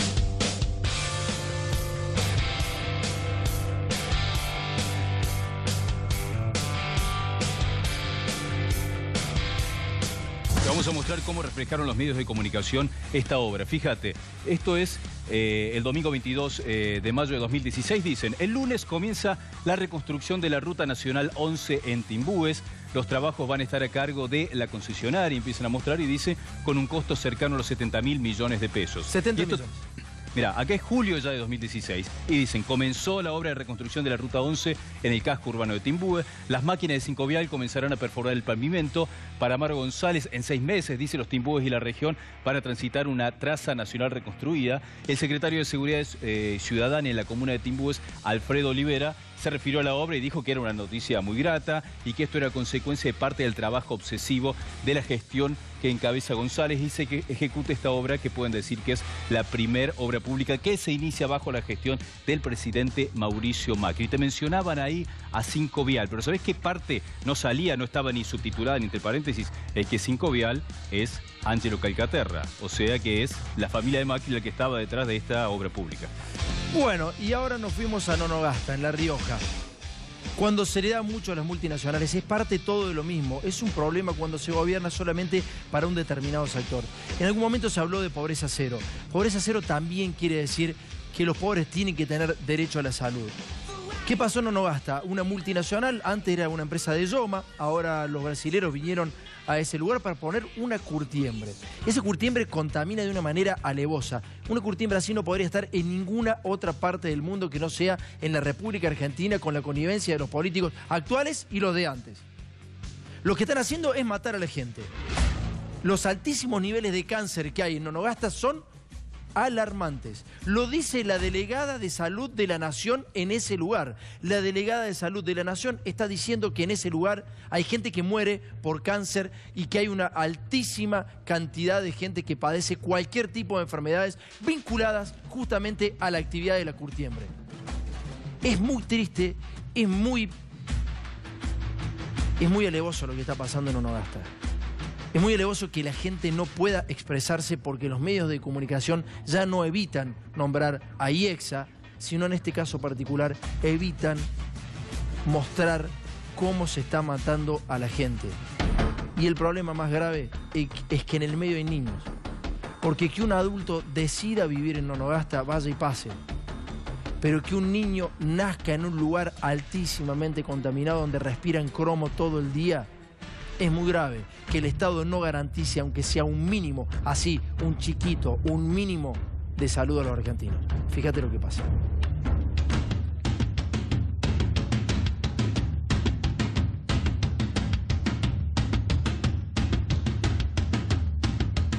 Las autoridades provinciales nunca tomaron medidas en la situación y la contaminación sigue como el primer día. Lo más importante aquí es el azufre y el cromo. El cromo, que es muy destructivo para la salud, no tiene ni color, ni olor, ni sabor, no lo podés percibir. Está en el aire, está en el agua, está en el suelo, contamina los cultivos, provocando malformaciones. Y aquí han nacido muchos chicos con 2 cabezas, sin cerebro, han nacido bebés con cáncer intestinal, o sea, ya vienen mal formados o con cáncer antes de nacer. Yo he quedado embarazada. Cuando él nació ya con ese problema de deformidad. Nació con problema del anito y no solo con el problemita del anito, sino que tiene problemas del riñón y de la columna. El anito es un ano imperforado, tiene la colita cerrada. Tengo un nene de 11 años que nació con agenesia de la mano izquierda. Después que nació el bebé comenzó a convulsionar. Porque no tan solo hay cáncer, sino hay malformaciones, manos imperforados, polidactilias, labios leporinos. Yo tengo mi hija que ella tiene un problema de discapacidad. Del médico de La Rioja también ellos me dijeron que era por el problema acá en Nonogasta, que ya había tenido varios casos. Me afecta los huesos, los intestinos, respiratorios. Son años duros que uno tiene que pasar, más en estos pueblitos que no hay nada. El olor que percibimos en la zona es porque se usan combinados de distintos metales y materiales formando sales para poder procesar el cuero. La liberación de todas esas sustancias es el olor penetrante que sentimos. En esa nube está concentrado todo el contaminante. Cómo ingresa al organismo en la mayor proporción vías respiratorias. Es increíble. En el hospital las cerraduras, o sea, están todas corroídas por el cromo. Y los aires acondicionados cada 4 o 6 meses hay que cambiarlos. Es increíble. La señora tiene un cuadro del libro de efectos de la contaminación sobre el cuerpo. Los médicos me dijeron que yo me tengo que ir a Nonogasta. Murieron muchas personas con cáncer. Y en el Garrahan ya me dijeron que ya fueron varios niñitos con el mismo problema de acá de Nonogasta. Perdí un embarazo gemelar. La estuve luchando para que vaya a la escuela y no lo hacen por el tema del pañal, porque lo tienen que cambiar, lo tienen que higienizar y ellos no se hacen responsables. Y también creo que le van a sacar el riñón. Que mucha gente tiene miedo de hablar porque la mayoría trabajan en la curtiembre. La curtiembre es el trabajo central de acá de Nonogasta y si se lo despiden no hay otra cosa para hacer. Me siento mal. Psicológicamente te mato. Como mamá uno sufre. Él la esconde muchas veces la manito porque le da cosas.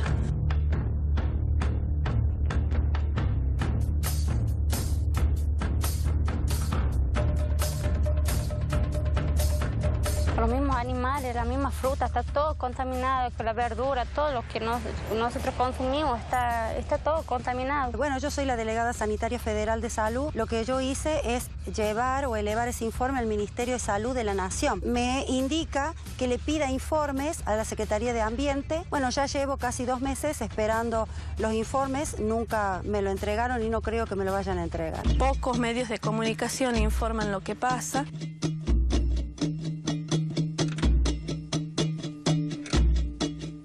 Tuve un bebé, él nació con otro dedito, acá en la manito. Tenía un hijo que le agarró cáncer, como 10 casos en el barrio, que no es normal. Tiene una malformación de la mano, con un piecito, formado con un piecito, tiene su manita. Y me dijeron que fue la contaminación.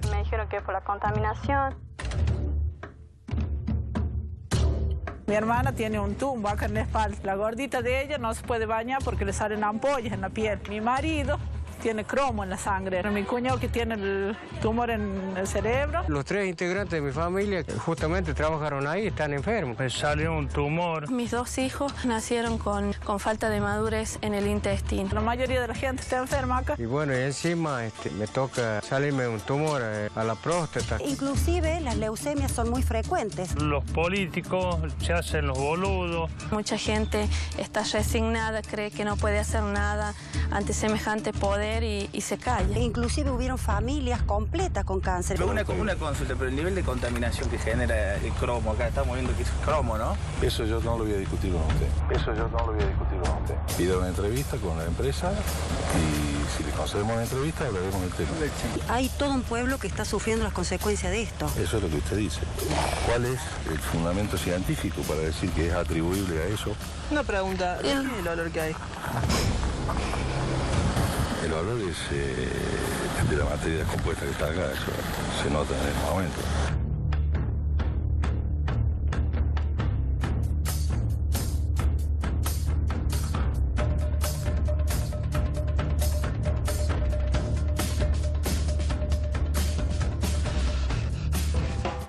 Aquí estoy, para explicar, porque algunos nos dicen que somos insensibles. ¿Insensibles, digo yo?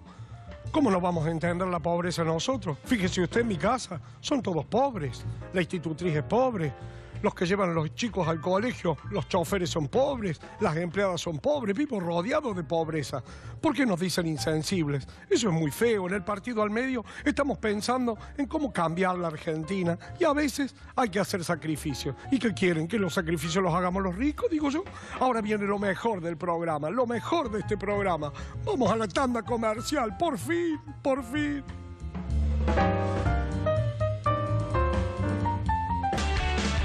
Y hablando un poquito de corrupción, nos van a quedar muchos tapes afuera. La verdad que habíamos podido probar los negocios en el Ministerio de Salud de la Nación, fueron tremendos. Más de 500 millones de pesos en negocios. Lo estamos afirmando porque tenemos la documentación y tenemos todo para que la justicia actúe. Nunca nos habló ningún fiscal de oficio, pero tenemos todas las pruebas de que se robaron 500 millones de pesos en 2 operaciones solamente. Pero te vamos a mostrar solamente la de leche en polvo. Compra de leche en polvo. Tenían que comprar 10 millones de kilos de leche en polvo, que eso costaba aproximadamente, en el peor de los casos, 570 millones de pesos.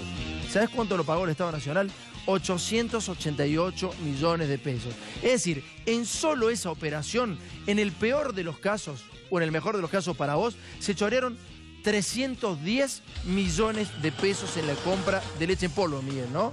Fue un robo gigante que lo hicieron de una manera, distinta a lo que tiene que ver con contrataciones directas, porque en lo que tuvo que ver con licitaciones, terminó comprando el Estado leche en polvo a un precio muy alto comparado con el precio de mercado. Detrás de todo eso, lo que muchas veces te mostramos es que hay retornos, hay coimas, que en este caso nunca se investigaron. Claro, no se trata solamente de una empresa láctea, eran varias empresas lácteas que cartelizaron los precios, como siempre, en el cemento, en el acero, en este caso particular de la leche en polvo, cartelizaron los precios, todo le vendieron al Estado triplicando los precios de mercado y terminó todo con Lemus, Jorge Lemus, comprando leche por un sobreprecio por encima de los 310 millones de pesos. Dale.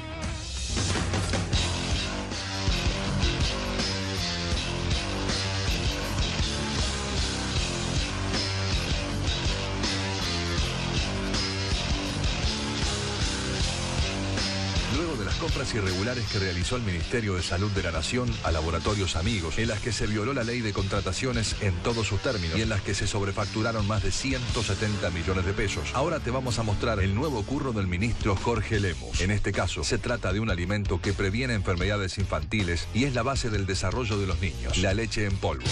Desde el Ministerio, Lemus compró 10.000 toneladas de este alimento esencial a un precio en dólares, 69% más alto que el que les cobra las mismas empresas lácteas a sus compradores extranjeros. Es que el 2 de agosto de 2016, el gobierno llamó a una licitación pública para adquirir leche en polvo. Un artículo de ese mes de 2016 decía que el precio de la tonelada de leche en polvo estaba en alrededor de $2.695 la tonelada. El día 31 de marzo de 2017 se aprueba y adjudica la licitación pública. Entonces, desde la producción de ADN, hemos tomado el precio de la tonelada de leche más elevado de 2017 para realizar el cálculo del retorno que pudo haber existido en el Ministerio de Salud. El precio promedio había superado los $3.400 la tonelada. A todo esto, el Estado Nacional había adjudicado en agosto del año anterior una partida de 10.000 toneladas de leche que ya en marzo de 2017 estaba faltando, como lo indicaba un medio bonaerense, donde se titulaba que Carolina Stanley no enviaba leche a 1.200 comedores de todo el país. El Ministerio de Salud pagó por esas 10.000 toneladas más de 888 millones de pesos, lo que significa un sobreprecio de 365 millones de pesos en comparación con el precio de mercado más caro del primer semestre de 2017. Es decir, un 69% más que los 523 millones que sería el precio real de mercado más caro posible.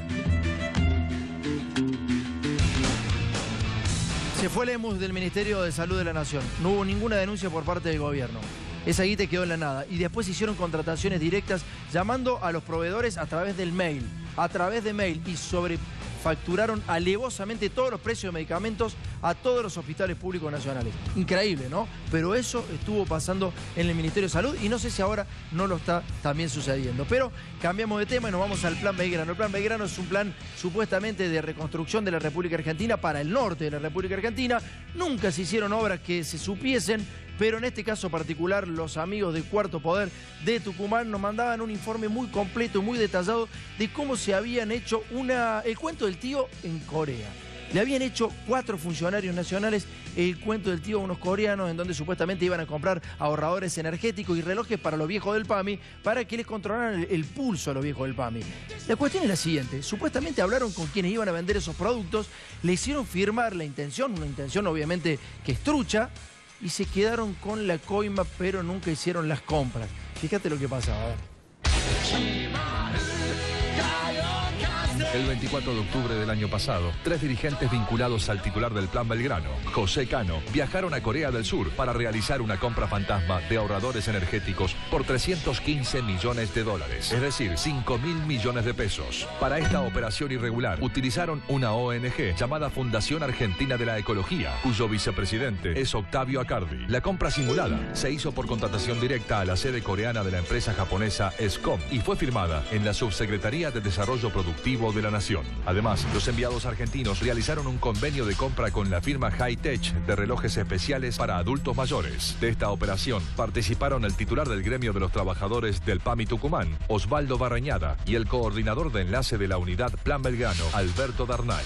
La embajada coreana realizó una queja formal a la Argentina por irregularidades cometidas en la operación, que aparentemente era fraudulenta. Y así comenzaron las investigaciones internas. Hubo un sumario ordenado por Regazzoni, en el cual dice claramente que son hechos gravísimos los denunciados por la Embajada de Corea vía Cancillería Argentina. Por eso Carlos Regazzoni suspendió en sus funciones a Alberto Darnay por el término de 30 días e incluyó a Barreñada en el sumario porque se corroboraron diversas irregularidades. La investigación concluyó que hay certezas de que los contratos firmados resultan patrimonialmente gravosos para la entidad y que solo se trató de una maniobra fraudulenta. Pocos días después, casualmente, Carlos Regazzoni dejó su cargo.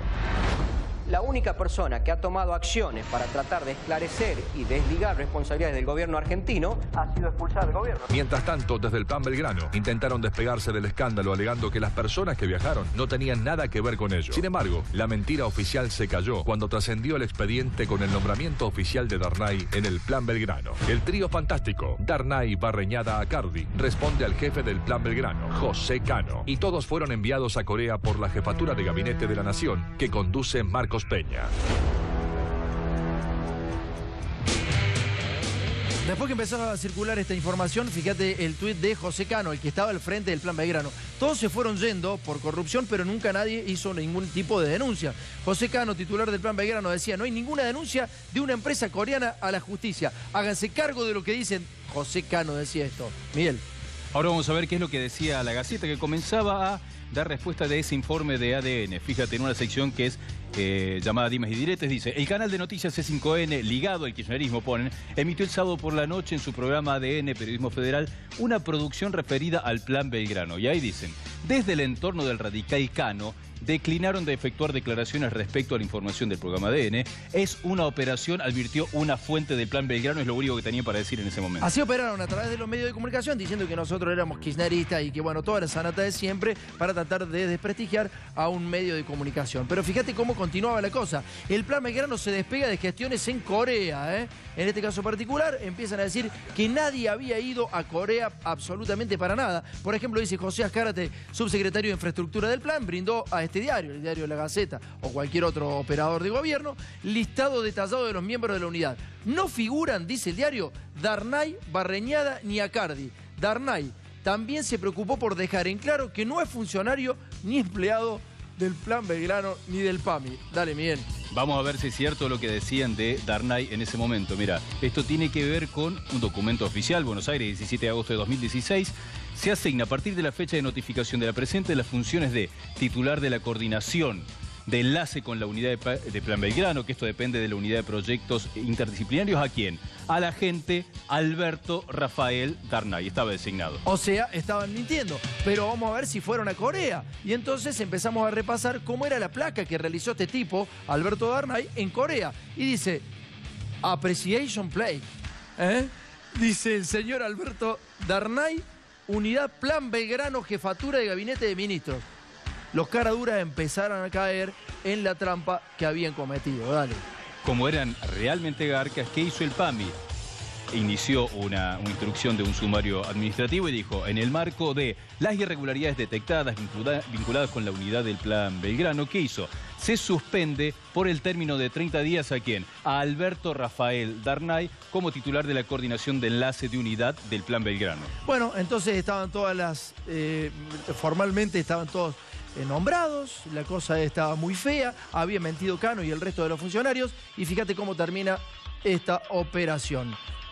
El tuit de José Cano: en la oficina del Plan Belgrano recibimos la visita de Marquitos Peña. Somos un equipo que trabaja para cambiar la Argentina, y aparece Marquitos Peña, Cano y el señor Darnay, que supuestamente no tenía nada que ver con estos muchachos. Dale.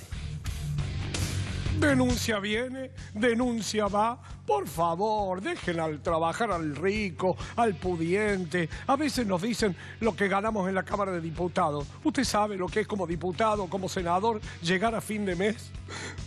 Me quiebro realmente y los escucho, y la verdad que me acordé de mi amigo Baldassi, que también rellena la dieta con los $10.000 que le pagan para la Comebol para poder llegar a fin de mes. Así que yo voy a calificar este programa: amarilla para Miguel, roja para ADN.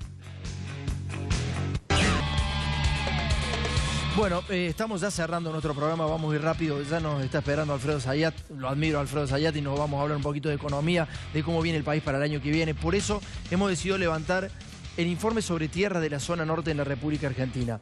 Esto que estás viendo acá atrás es los esteros de Liberá, cómo, por ejemplo, Harvard se ha quedado con las tierras de Argentina, cómo fue ese proceso, cómo la política es cómplice, cómo fueron expulsando a los pueblos originarios, cómo se apropiaron de nuestros recursos naturales, cómo se apropiaron de la flora, de la fauna, del agua, cómo se afanaron absolutamente todo. Esto con complicidad de la política, actuales, anteriores. Lamentablemente esto da muchísima tristeza. Es bueno que los argentinos recorramos nuestro país. ¿Sabes qué? No te vayas a Chile, no te vayas a Estados Unidos. Fíjate cómo estamos en nuestro país, porque es la única forma de enterarte cuál es la situación actual. Se han comprado casi todas las tierras a los extranjeros, y en esas tierras vivía gente. No solamente en el norte, en Corrientes, también estuvimos en Santa Fe. Fíjate lo que pasaba en Mendoza. En Mendoza se están vendiendo las 100.000 hectáreas de frontera. ¿Se entiende? La frontera con Chile se está vendiendo.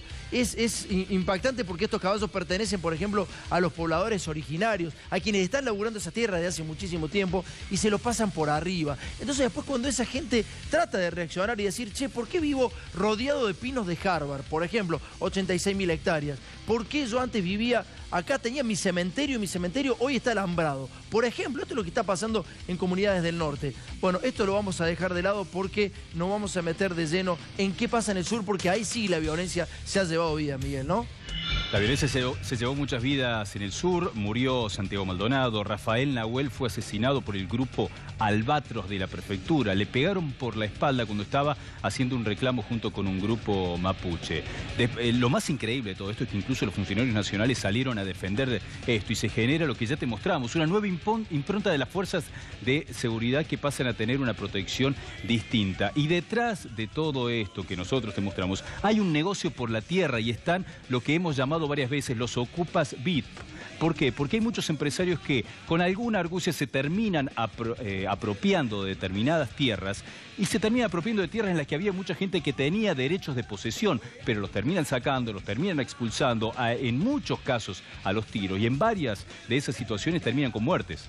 Nos vamos al sur de la República Argentina, y ahí está el conflicto con Benetton, con Lewis, con todos los amigos del gobierno. Dale.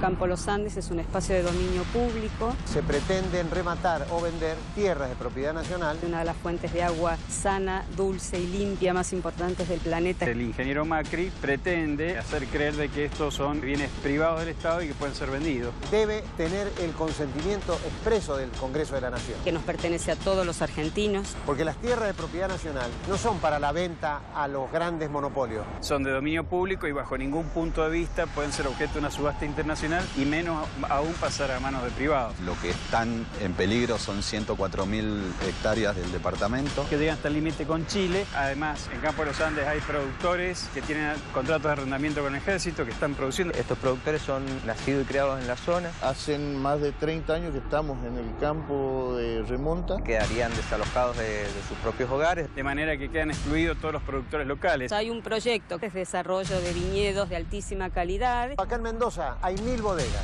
de las cuales 950 son de propiedad de capitales extranjeros. Los costos quedan en ese lugar, los beneficios quedan en otro. ¿Qué le dejan a la provincia de Mendoza? Nada. Lo grave es que es un bien público del Estado, que no se puede subastar, no se puede vender. No se dice por qué se va a vender, para qué se va a vender y a qué se va a destinar el dinero. Y para colmo estamos en zona de seguridad y frontera, donde los extranjeros no pueden comprar tierras.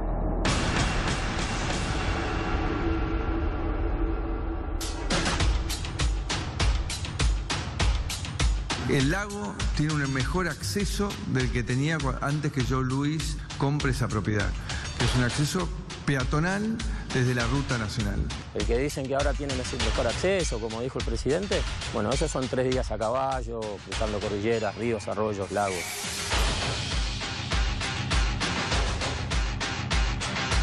La empresa Girenlec Lago Escondido es la única que ha permitido y ha garantizado el acceso libre al lago escondido a través de 2 caminos. Eso está horrible. Hay vecinos que estuvieron aislados allá adentro.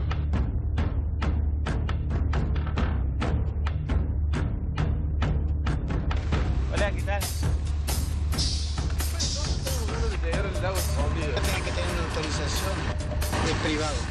Sí, ¿y de quién es? De Lewis. Es un acceso peatonal desde la ruta nacional. Podés ingresar caminando por el camino y serán 25 kilómetros. No, mucho más. Aparte todo montaña. Es un acceso peatonal desde la ruta nacional. No se puede llegar porque hay que ir a pie. Porque no está hecho el camino. Los ríos y los lagos son del pueblo, no son privados. Hay una tranquera con guardias armados donde te dicen que no puedes ingresar. Bloquean la entrada.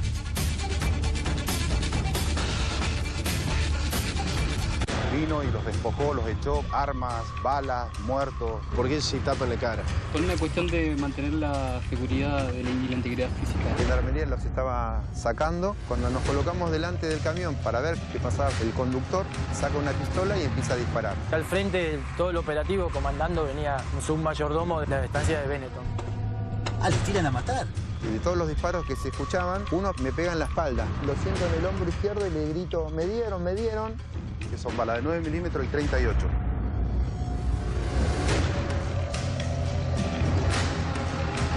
Esta bala pega en el fierrito ese. Esta tendría que venir a mi cabeza y no fue. El pueblo mapuche lo viene padeciendo de hace 140 años en estos lugares. La desaparición de personas. Te enfrentás no solo a corporaciones, sino al Estado mismo. Éramos alrededor de 7 cortando la ruta. El compañero Santiago llegó ese día. ¿Y los gendarmes cuántos eran? Entre alrededor de 30. Nos iban correteando y iban diciendo, maten a uno, maten a uno. Una piedra así. Ajá. ¿Colgó? Ahí tira. Pero con esto nos defendemos nosotros. Ante las 9 milímetros y la escopetazo de la policía. ¿Y le pegas a alguien con esa? No, es muy poco efectivo. Nos vinieron a cazar, eso fue lo que dijo Pablo Rossetti. Vamos a cazar a todos, vamos a cazar a todos. Y acá es donde nos tiramos al río. ¿Acá se tiran? Sí. Acá nos tiramos todos. Y Gendarmería nunca paró de tirar.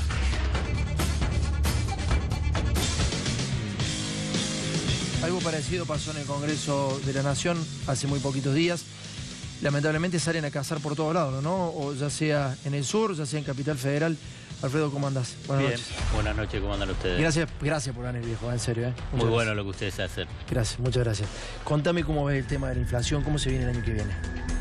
Y por lo pronto va a estar por encima de las pautas que establece el Banco Central y el gobierno y el presupuesto. Digamos, va a ser un tercer año donde no se van a cumplir las pautas inflacionarias. El gobierno está fracasando en la política antiinflacionaria. En el primer año, el 2016, fue del 41%.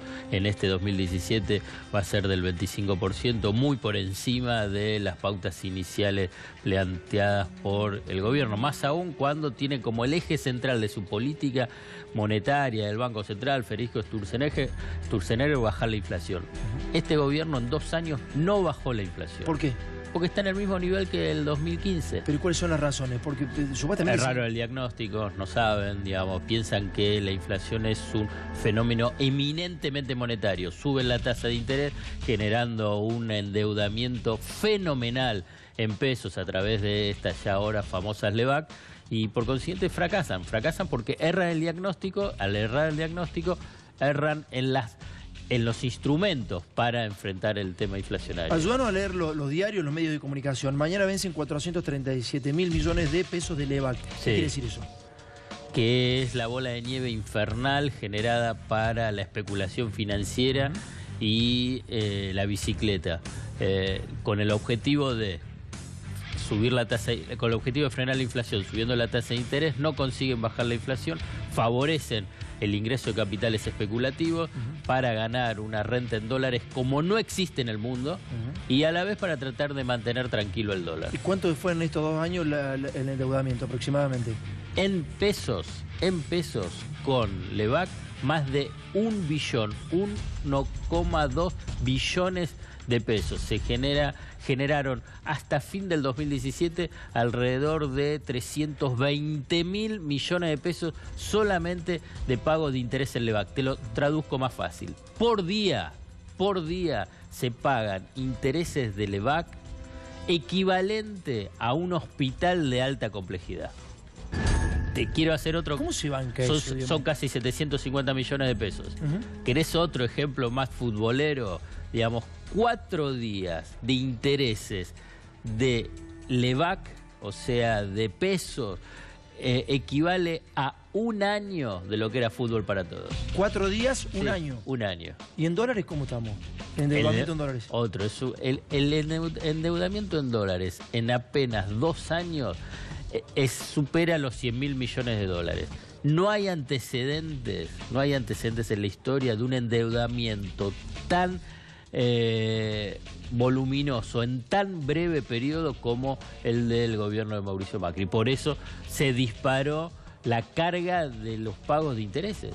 Y lo que se ahorra con los jubilados ahora, que hacemos una comparación, a ver, se ahorran 100.000 millones de pesos y los jubilados de la asignación universal, sí. ¿Qué quiere decir esto? A ver cómo lo podemos... No, ni alcanza, digamos, para el pago de lo que son los intereses de la deuda. Porque en realidad lo que uno tiene que pensar que, ¿para qué se endeuda? Cualquier país no está ni bien ni mal el tema de endeudamiento. El tema es ¿para qué?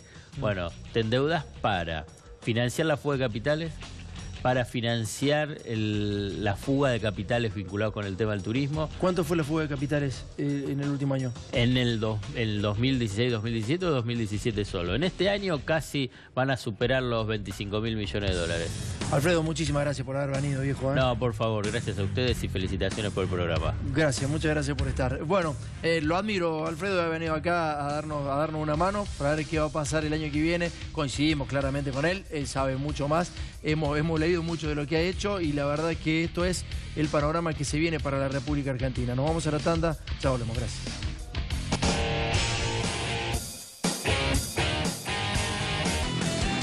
Bueno, nos estamos yendo después de este... ¡Ay, por favor, no terminó todavía esta mierda! ¡Basta! ¡Basta! ¡Por favor, basta! Con ADN y con todo esto. Me voy a ver TN, chao.